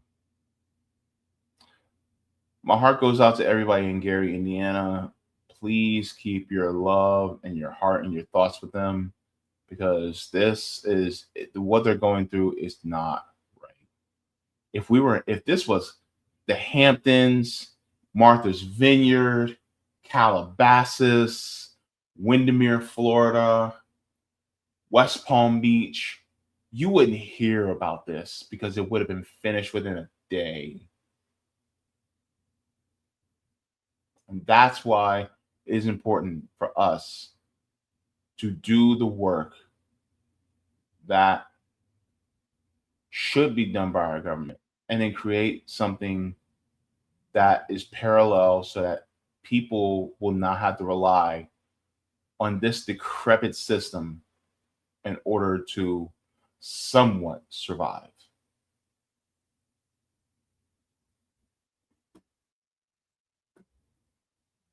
All right, everybody, go ahead and give a like to the stream. Thank you so very much. Let's get into the kick stream to see if we have any gifted subs. If not, then we're going to get into Rumble and see if we have any Rumble rants, and then also to YouTube. So looks like we're good there. Perfect. Let's go and see if we have any Rumble rants. I think we're gonna be all right. Yeah, like Kendrick said, we gonna be all right. All right. And let's go into the rest of the chat.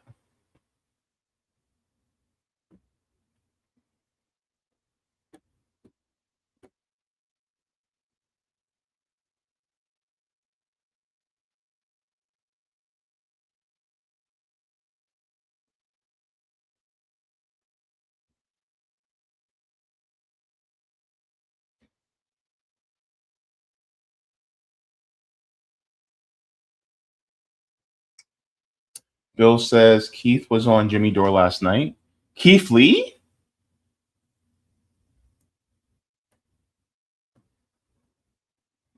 That Keith Lee?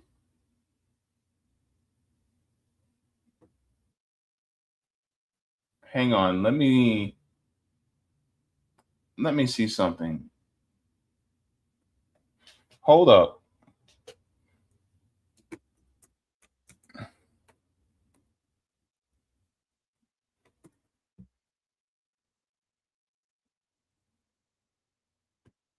You said he was on Jimmy Dore?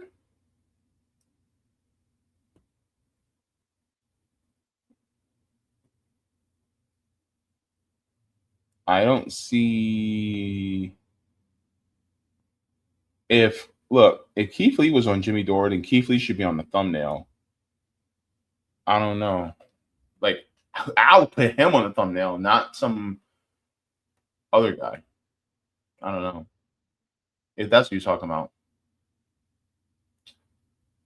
Edward says, thanks for mentioning Gary, Indiana, because the folks there have been suffering poverty for years, but mainstream media and even independent media sites don't mention it. Yeah, and that's one of the biggest issues. Like, that's one of the reasons why Joe Jackson, put his family on as far as music, because he wanted to get his family out of there. They've been going through that since what, the late 50s or the 50s and 60s, working in steel mills and all that. Yeah. If you have not, get a chance, if you guys have a day off, just a day off, watch the television series. Well, not series. It's a short series called The Jacksons: An American Dream. Get some popcorn, get some snacks. It is about between 6 and 8 hours, right? But it is great because it shows the history of the Jacksons from before before her last name was Jackson, but before she met Joe Jackson until the end of the Victory Tour. I think that's it covers all those years. So it covers about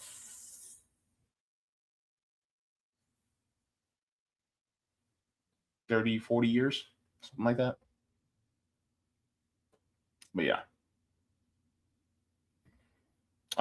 Edward says, you don't see Trump talking about Gary, Indiana. He's more focused on his precious White House ball and bombing Iran. That's true. Big Daddy's watching says this place is crumbling. Absolutely. Mary Ploppin says most people on the south side of the island are still without power. You talking about Lahaina?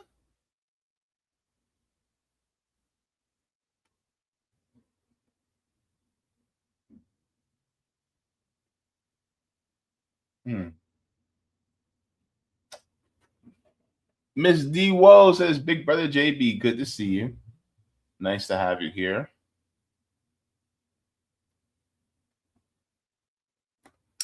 Roger Meadow says, JB, I have an idea. We need solar, graphene, and borofene batteries to power homes for 6 months to a year on one charge without a recharge. Installing them in people's homes. Also, Moses West, atmospheric water generator hooked up to these people's homes. My dream when it comes to power is every home and building in the country is off grid. Blackouts will cease to exist. Indiana and Gary itself needs the power of direct democracy. Yeah.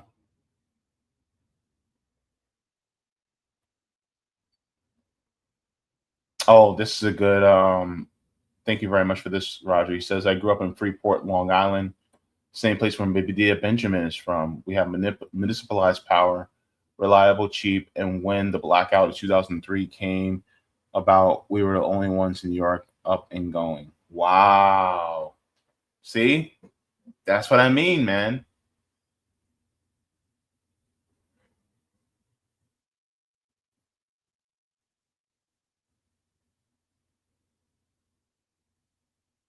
Yeah. Let me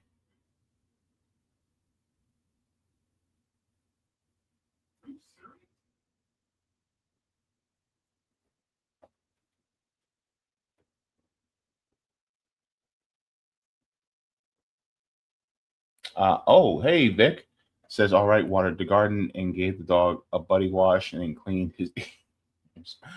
All right, good to see you. All right. So we're going to go into the final segment.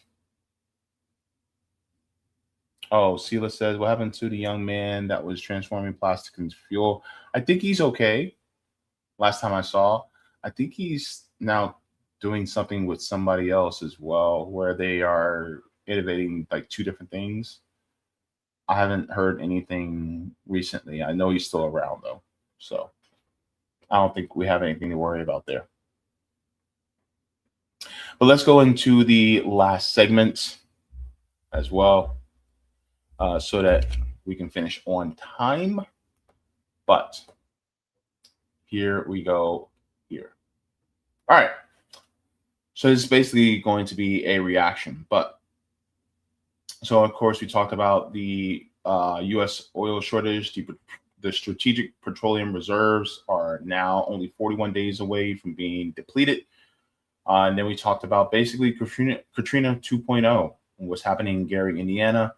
But now we're going to be talking about this reaction to Americans really in crisis. Let me go into this right now. U.S. debt crisis.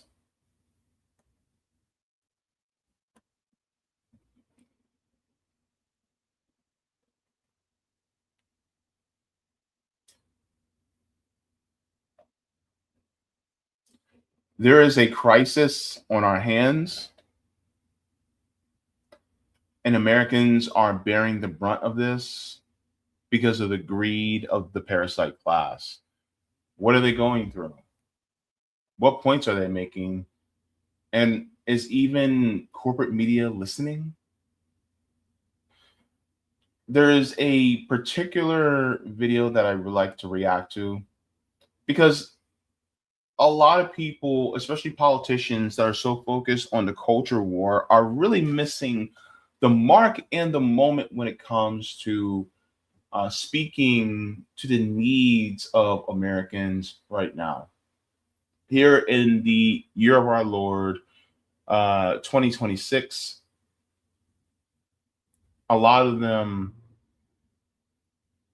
are still trying to talk about some of these things that are more culture war issues, or if they are talking about economic issues, it's about what, saying, oh, it's about affordable, right? Which is completely subjective.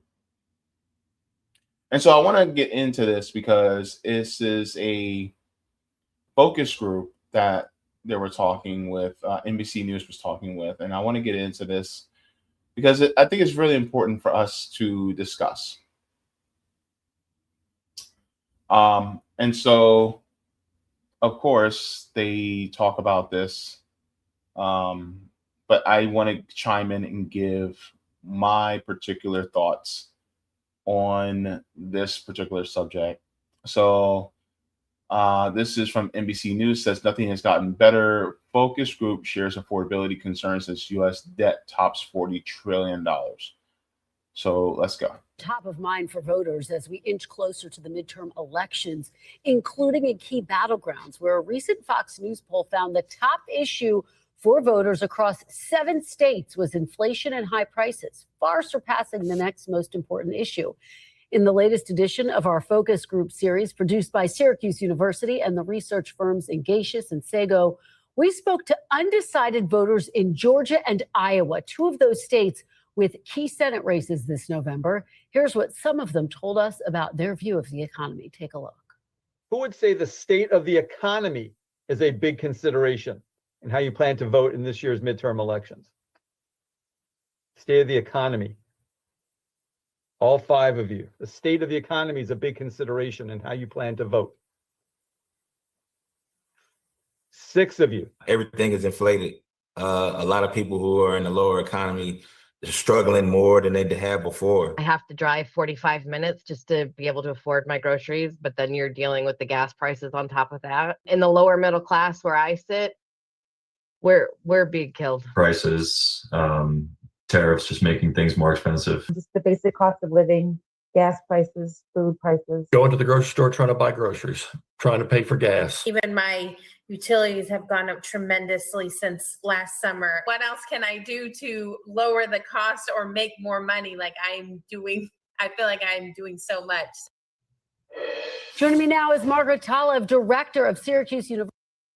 Okay, so one of the things that was spoken about, it's kind of funny, not funny, but it's kind of interesting how one person mentioned tariffs. It's really going to be a big stain on if people really start to figure out exactly how this works. Because with the whole tariff situation, Donald Trump said that the tariffs are really about bringing jobs back to the economy. How's that going? Do we have more jobs yet? No? Well. And so when it comes to the whole tariff situation, I want people to understand exactly what tariffs are, right? It was explained very well by Professor Richard Wolff of Democracy at Work, but tariffs are a type of tax. And so this is really to deter companies within the United States from importing their goods from foreign countries. And so in doing so, they can't tax a foreign country, but they can tax the companies that are importing goods from a foreign country, right? And so since those companies that are in the US are importing goods from another country, if they have to still import those goods, then that's what the tariff is placed on those companies, not the country it comes from. And so since they have to incur that debt or that charge of tariffs, well, what does the company do to relieve themselves of that charge?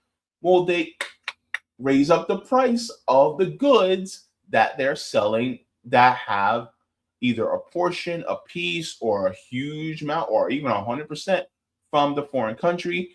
They raise the price. And so then the price of that good is no longer on them to pay for that tariff. It's on whom?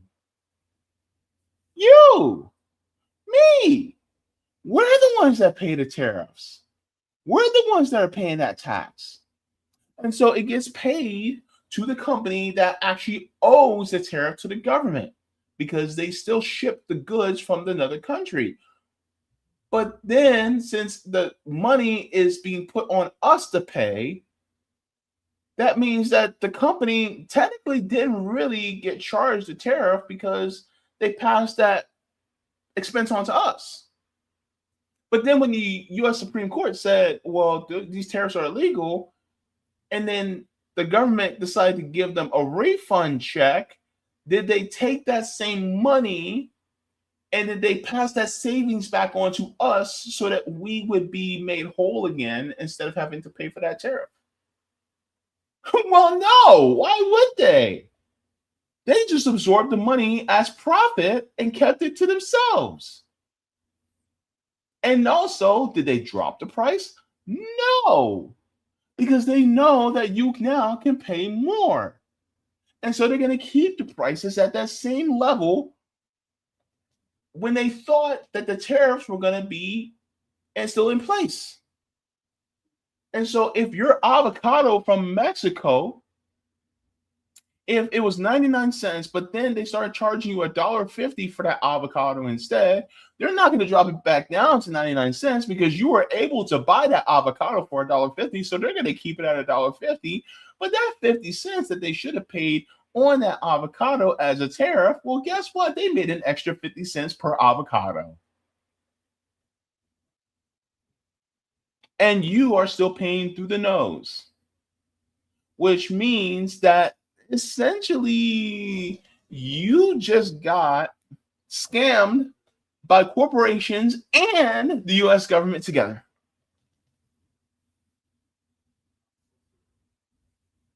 What did Maui say in Moana? You're welcome.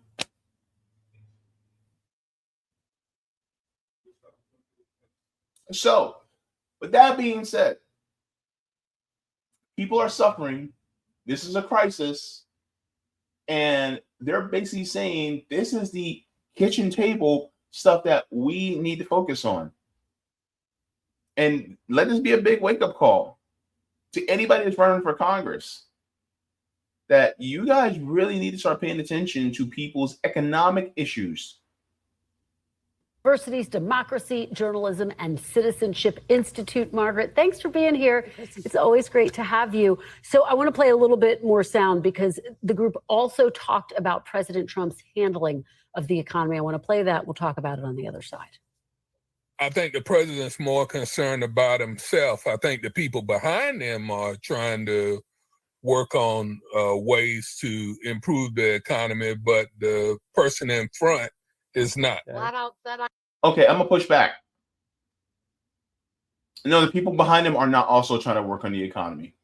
Here's the problem, is that they're also trying to work on keeping things the way they are because they're also invested in the economy making it more expensive for us, because guess what? They also have investments in these companies to make more money. So even the people behind Trump are not interested in making things better. So that's the only pushback I'll have.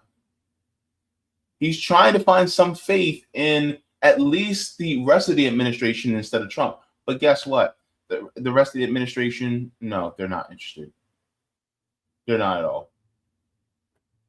And this was no better under Democrats either. Let's continue.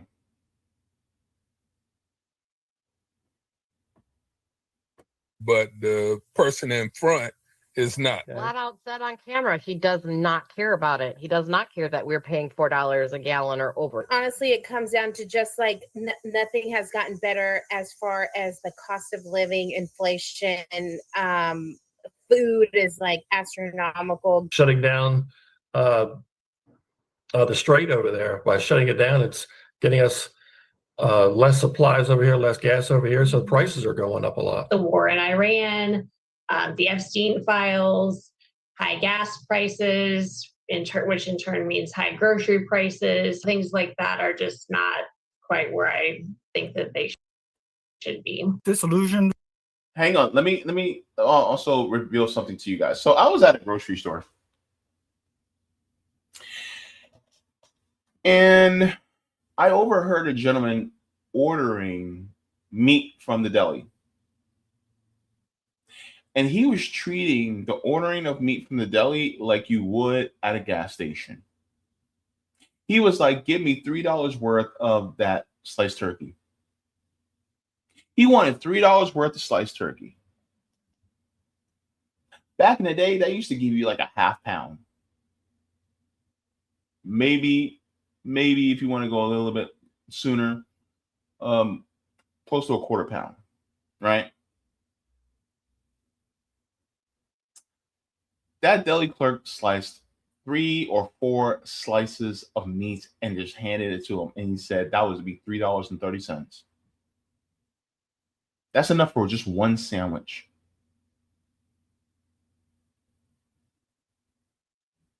We're now treating the deli at grocery stores like we do gas stations. Give me $2 worth of this, $3 worth of that. We can't even go, oh, I would like a half pound or a whole pound or 1.5 pounds. No. You have to treat it according to, you have to budget very so strictly that you have to go, give me $3 worth, or give me $4 worth of this. Oh, we're so cooked. Oh my. This country is so cooked. But you know what? Who put the fire on in order to cook us? The corporations and the parasite class. So when are we grabbing that bucket of water? Anyone? Because I'm ready to grab a bucket of water for that fight. Anyway, let's continue on. With pretty much everything he's done since he took office, he's more worried about his vanity projects like the reflecting pool and his ballroom than he is with the real problems in this country. It's not like it's unusual from a politician, but those are pretty big deals to promise and then not fulfill those promises. Margaret, these focus groups are always so fascinating and revealing. And we should say many of those voters actually voted for President Trump in 2024. Did any of them say they regretted their vote? Yeah, so this is 9 out of the 12 voted for President Trump. This is not a group of raging liberals. I think there was one Democrat in this group, and the others were split between independents and Republicans. So that's what we're talking about here. You still have plenty of people in this group who are super skeptical of Democrats, concerned about socialism in the Democratic Party or the DSA, but roundly, uniformly, President Trump they're disappointed in his performance, including people who voted for him, including people who still want to give him the benefit of the doubt. Disappointed, almost all, I think all but one said the economy is going to be a major factor in how they vote in November, and a majority saying that their disappointment with him will play some role in how they think about voting. Well,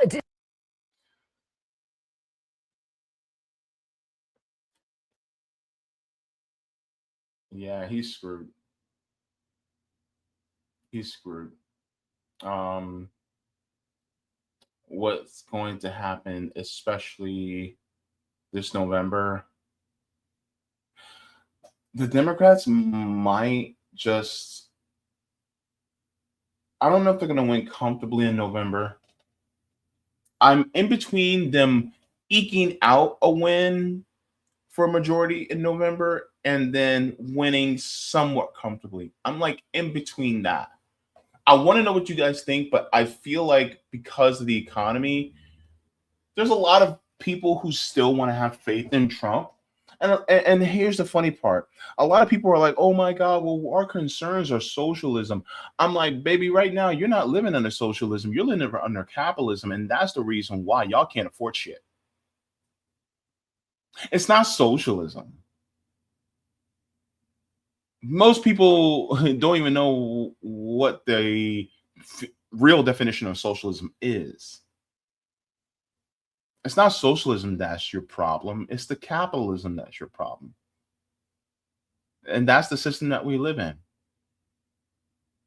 And it's kind of funny how people always talk about, oh my God, socialism is so bad, terrible, blah, blah, blah, blah, blah. And it's like, wait a minute. Okay, if that's the case, then why are we suffering under this system so much? And then they'll talk, because here's the thing. This was a quote, and I love this quote, right?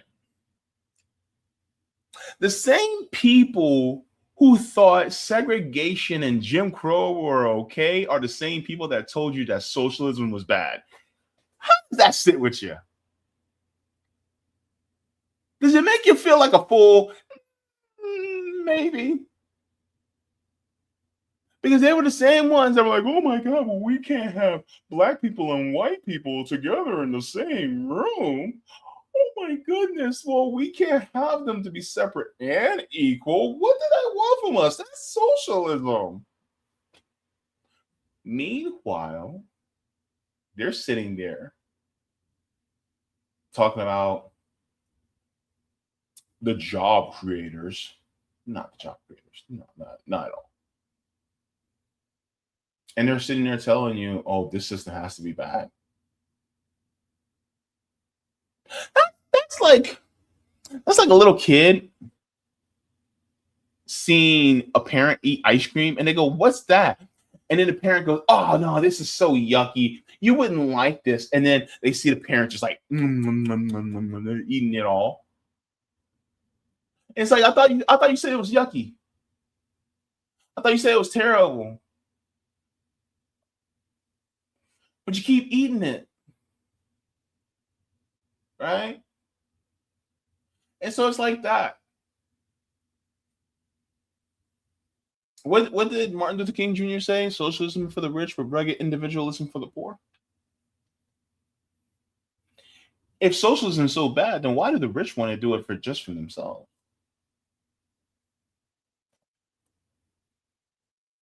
The plot thickens. All right, so let's continue on.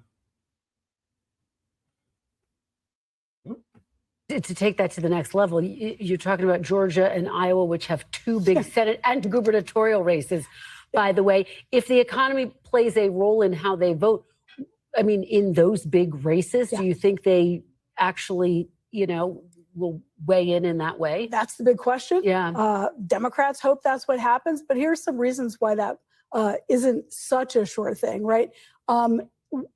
Many of these voters did not make like the tactical connection. They're like, we're disappointed in Trump.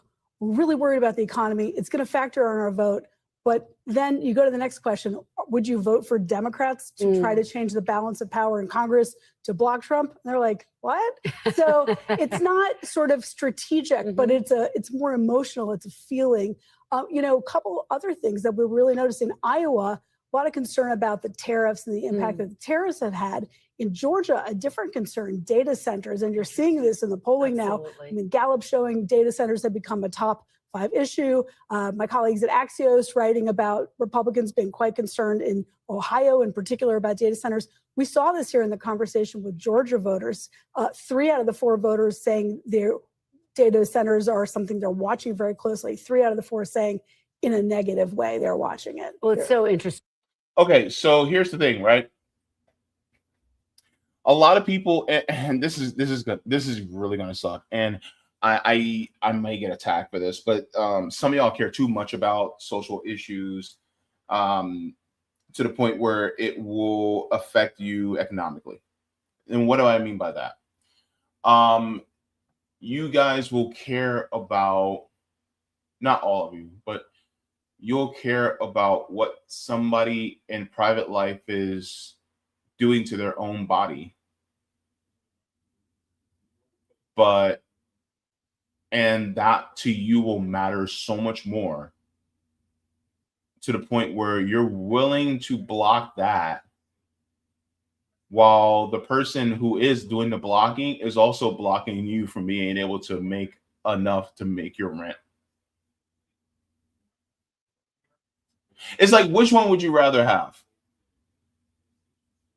Right? Would you rather it so that we have less Muslims in the country? Right? Or are you willing to let less Muslims into the country, but you're willing to risk, okay, well, healthcare is going to get a little bit more expensive?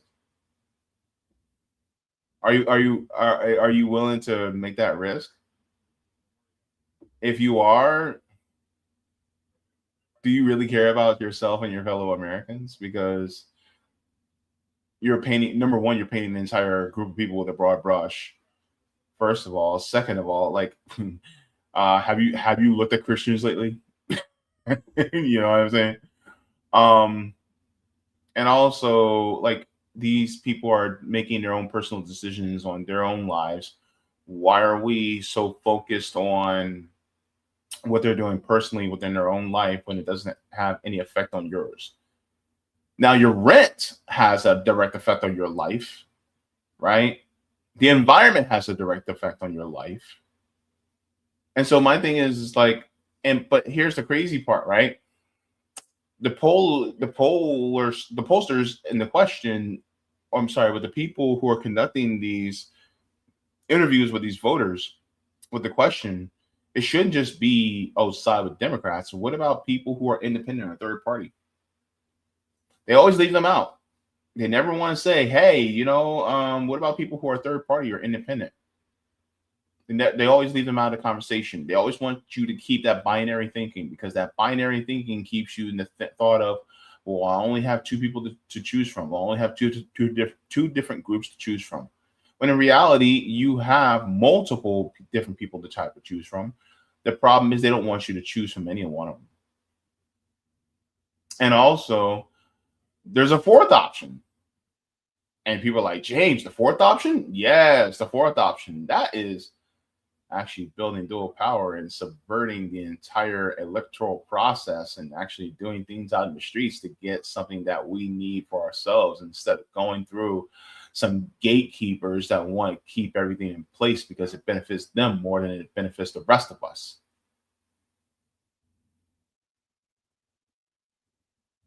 That's something I think we really need to talk about. But they're not going to ask that question. Not in corporate media. No, because they also benefit from the duopoly and having a two-party system, which really is just a uniparty. They benefit from that.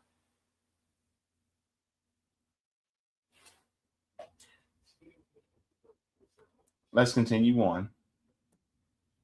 And that conversation about data centers really playing out in so many races in key battleground states. Margaret, is there any area where they gave President Trump high marks uniformly?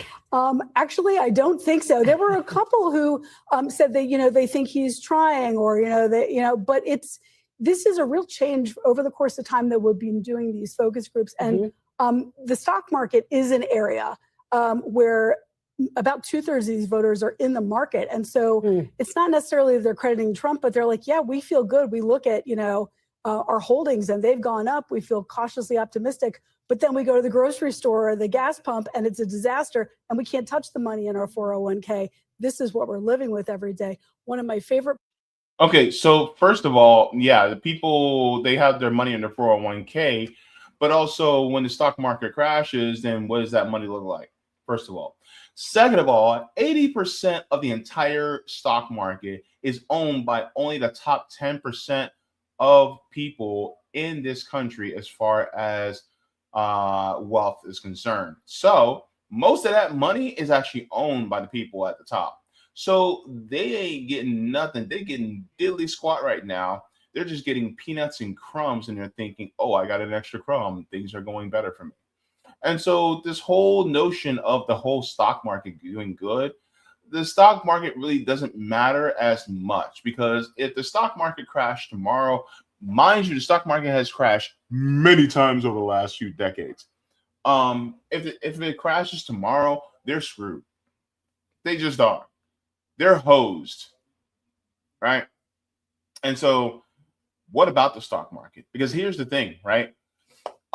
Here's a harsh truth you're going to have to learn about the 401k. You may not get to your 401k because you may not live to see that day. You may not. You don't know.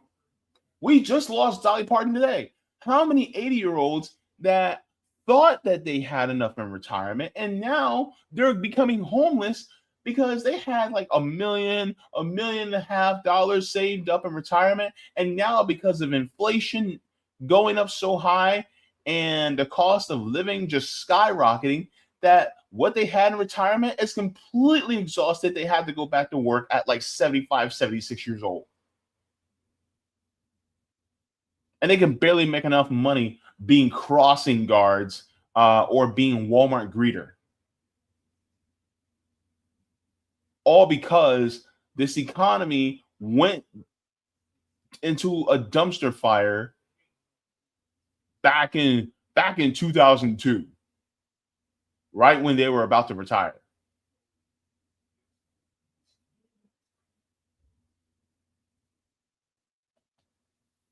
So that's the whole thing, right? It's like when people talk about, oh my God, but the stock market,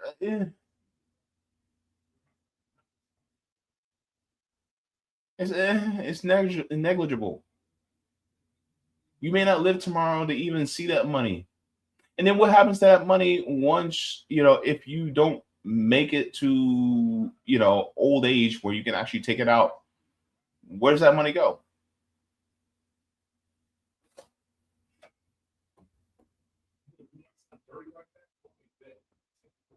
Parts of these focus groups, Rich, our moderator, who you see there, who does such a fantastic he's job. the best, right? Yeah.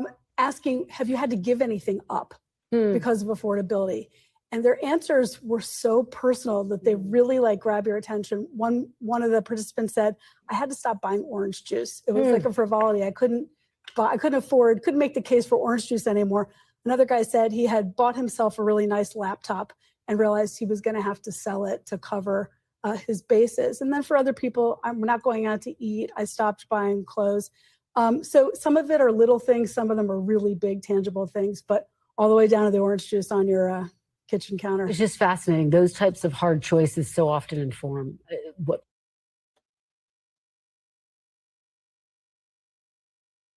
Yeah. I bet you pawn shops are making a killing right now.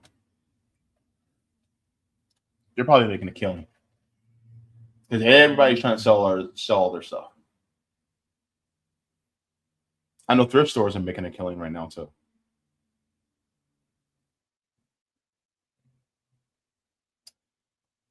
But that's part and parcel of, the way this system operates. I'm going to share this article really quick also.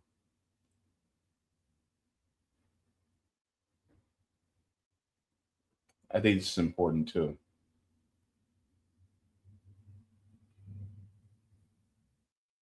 So this is the American Affordability Tracker data on American finances and everyday costs.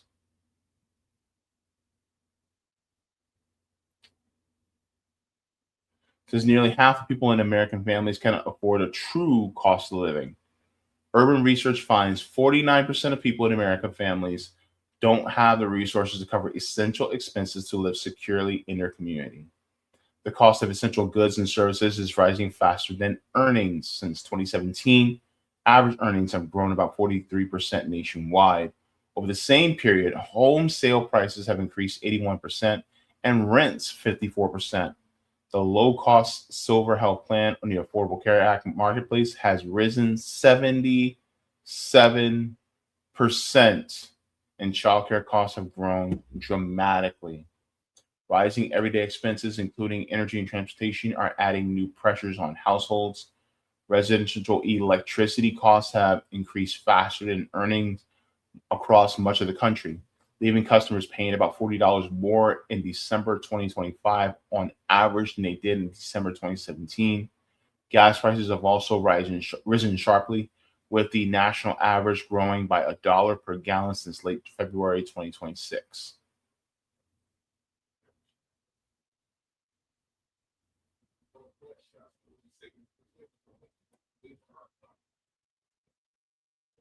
So, average home sale price $486,000. $154 average monthly residential electricity expenditures per customer. Student loan delinquency rate is at 15.9%. Mortgage delinquency rate is at 2.6%. Average monthly rent is $1,890. Health insurance is $611. Credit card delinquency rate is 5.6%. Auto retail loan delinquency rate is 5.7%. Annual price of child care for 2 young children is $29,100. Average price for a gallon of gas is $3.96. and an average credit score is 696. These are just averages, guys. Estimated monthly grocery prices $1,050. Average monthly grocery prices. How in the hell can y'all afford that? Average weekly earnings is $1,270. That means that you are basically spending an entire week's worth of pay for groceries, or even more than that.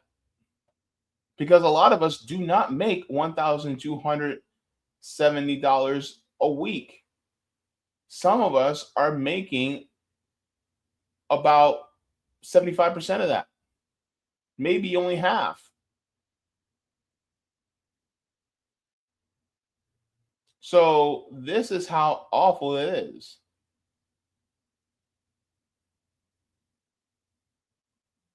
So when people say that there is a crisis and they're suffering, they are.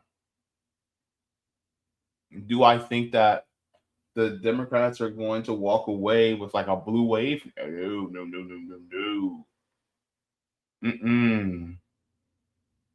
I still think they're just going to squeeze by, or they might win slightly comfortably, maybe between 6 and 8 points.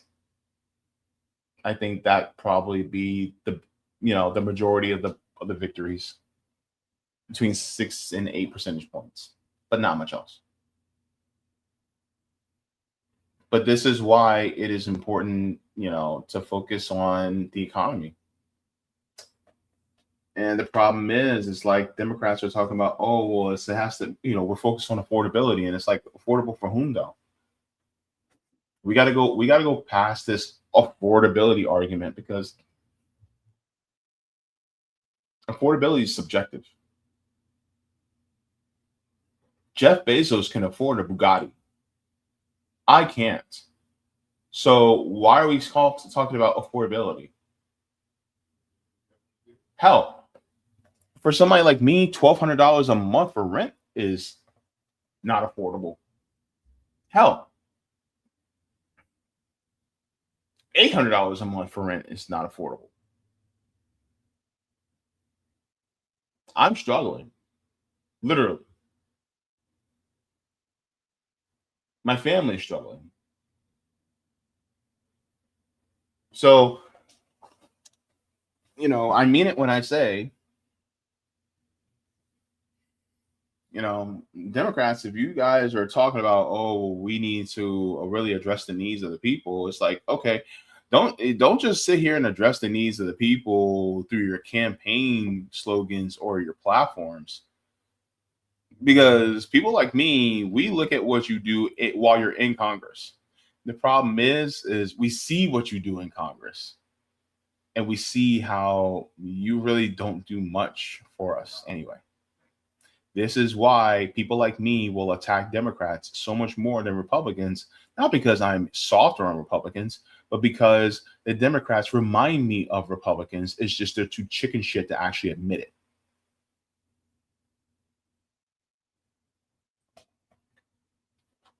But guys, let me know your thoughts on this. And August, September, October, November, 3 months. And we will see the results of this economic crisis in the ballot box.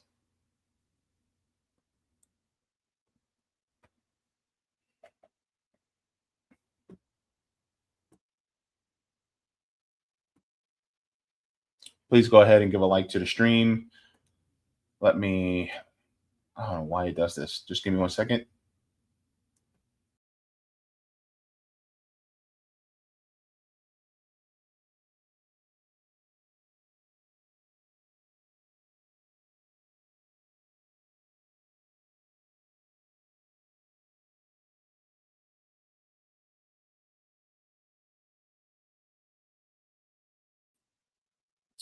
All right, guys. So, did you like the stream yet? Go ahead and do that. Thank you so very much. And let's get into the comments. see here. All right.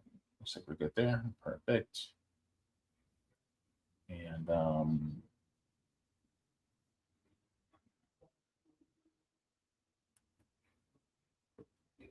right. Let's check here.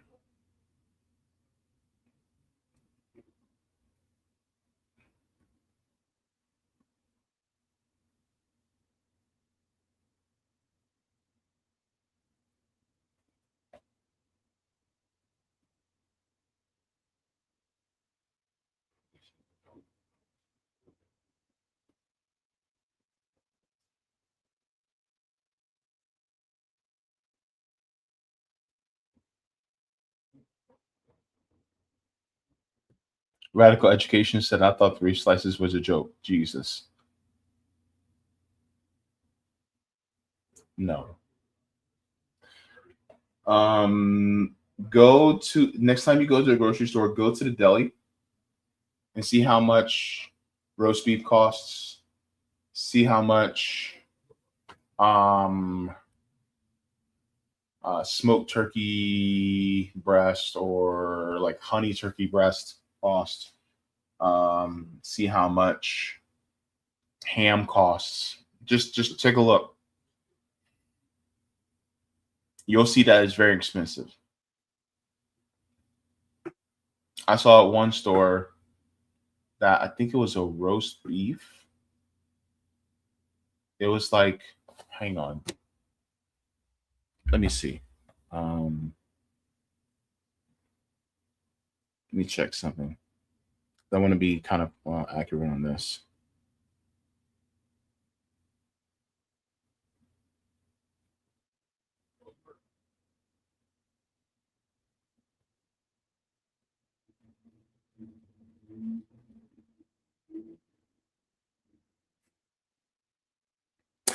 Yeah. Roast beef is $18.99 a pound. $18.99 a pound.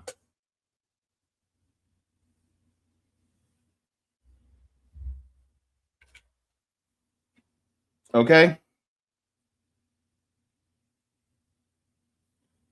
Now you tell me. You tell me if that's sustainable.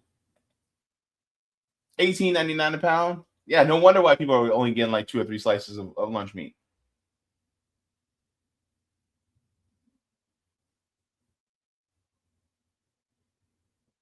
Big Daddy says, my grandpa was like that, but he was born during the Depression. And now you're living during the Depression.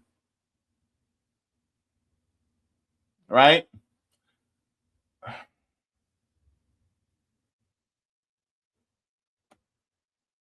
Cobra Commander says they voted for it, though, liberals. Yeah.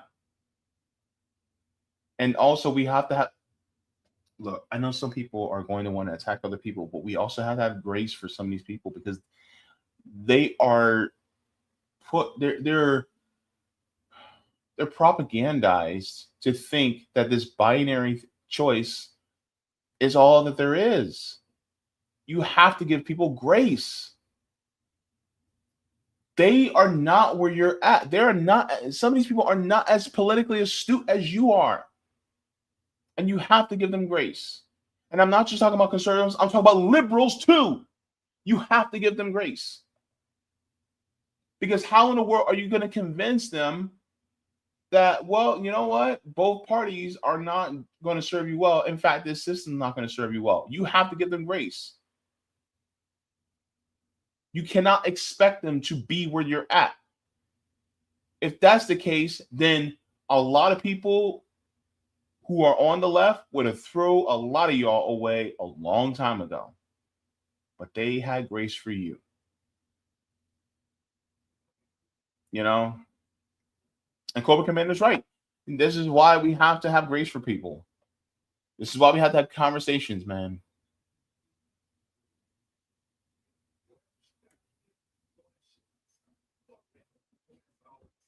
This is true, Vic. Says politicians equal manager. They're just managers of the system. Sean says the hugest example of two-face coming from Trump. Yeah. Feed me Seymour. That's funny. Seymour, feed me. Anyway, it says can't vote out of end stage capitalism. Right? Absolutely. You're right.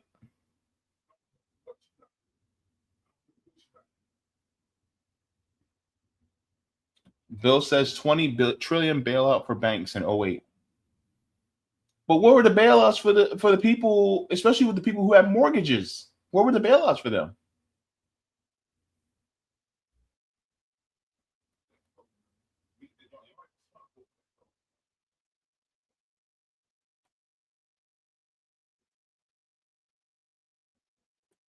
Mary says people who rail against socialism or communist countries don't know what their own country stands for. Unfortunately, no. I'm not going to learn what socialism or communism is from a capitalist.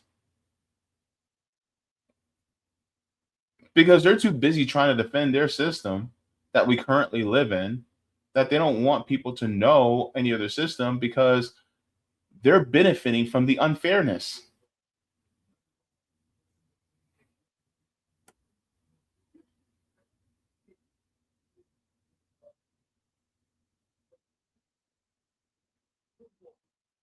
Roger says whether it's libertarians or corporate news, all that good really believe that they can get voters concerned about U.S. debt, anything to not have to deal with Americans' personal debt, right? You know what?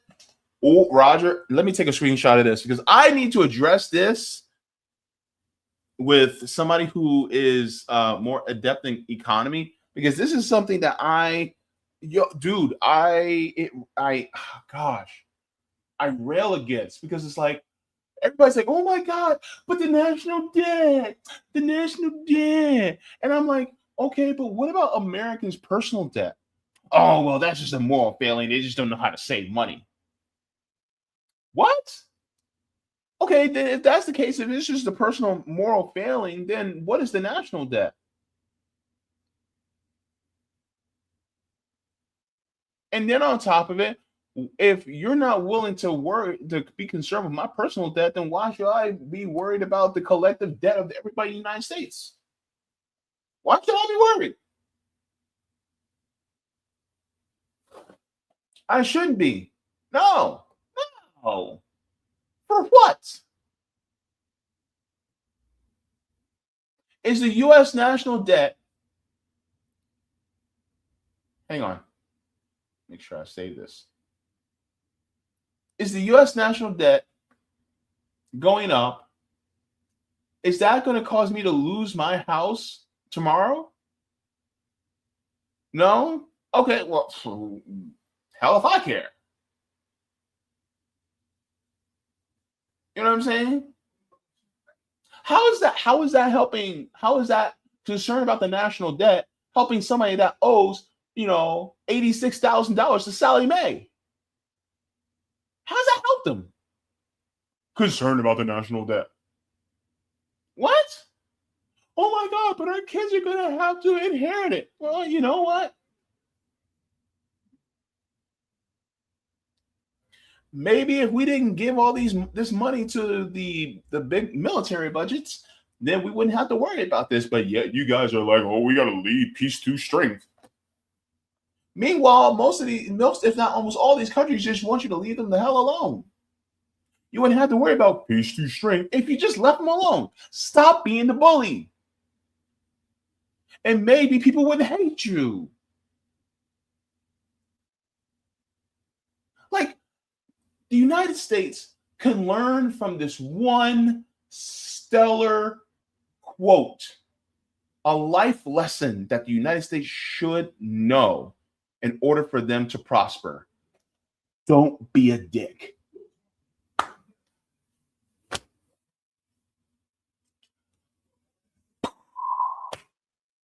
And they don't. Right, Roger? Like, my God. We would have to worry about this.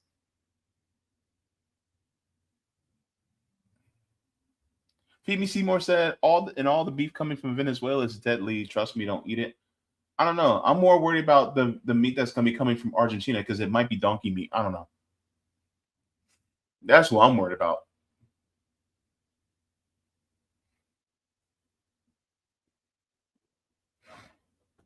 Clearly, Grigor says just had a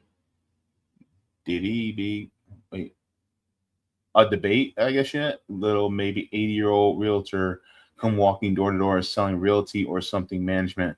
Sad, makes me sad. It's 95 degrees out here in Orange County, California. Oh man. Yeah, sucks. Doddering, not I don't even know what that word is, but yeah. Yeah, not really hard choices, but yeah, OJ or bacon. Yeah, they weren't talking to people like, okay, I'm gonna be honest with you. They probably weren't talking to people who are actually working for, right? They were talking to what they consider middle class. No, baby. No, you need to talk to the working poor, the people that are out in these streets, the people that are working as the baristas, the people that are working in the delis, the people that are working, you know, the people that are replacing and plugging tires at the car shop, the person that's working the front desk at a low budget Red Roof Inn or a Howard Johnson. Do Howard Johnson still exist? Anyways, Holiday Inn, right? Or La Quinta. The person that is working as a prep cook in a theme park restaurant, but they don't really pay them that much money per hour in order to really make a real living. They need to talk to those people.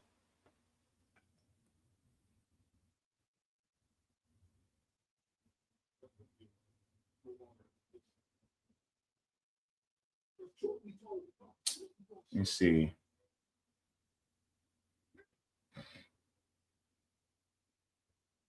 Okay. So I'm going to be headed out soon. But I might be live on Friday. Just letting y'all know. Hey, Skylar says, hey, JB, hey, everybody. Good to see you in the chat, Skylar. All right. Let me get down to here. Okay. But guys, yeah, I'll probably be live on Friday. Miss Devo says, can we get another Maya Angelou impression? Come see me Friday. Come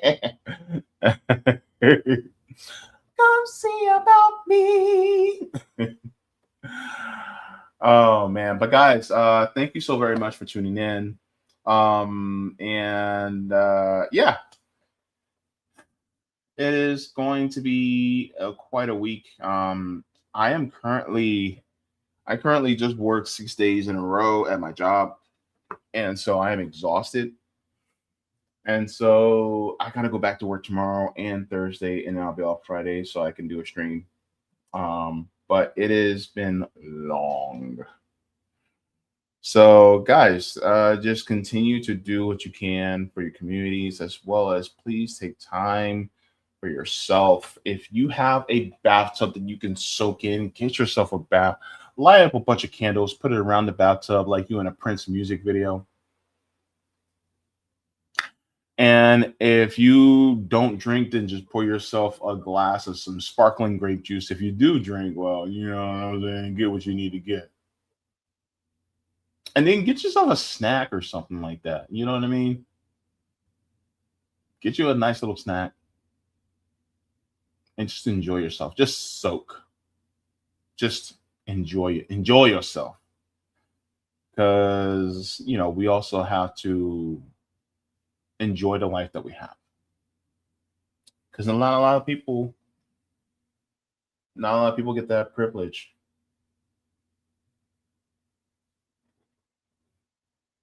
And some people, we may lose them.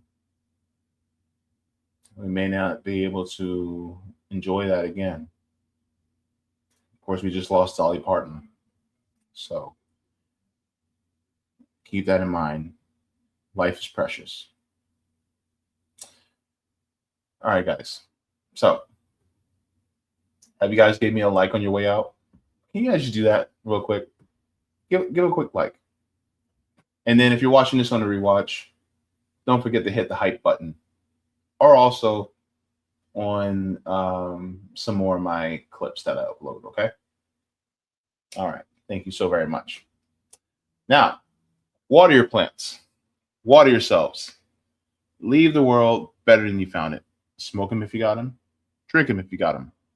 If you ain't got them, then watch something funny, because joy is revolutionary. Read, because reading is fundamental. I love you just the way you are. And please continue to be the best version of yourself. And I appreciate you. Forehead kisses. I will see you guys later this week. Good night. Thank you so much for watching, and I appreciate it from the top and bottom of my heart. If you'd like to see any more, you can look here. Forehead kisses.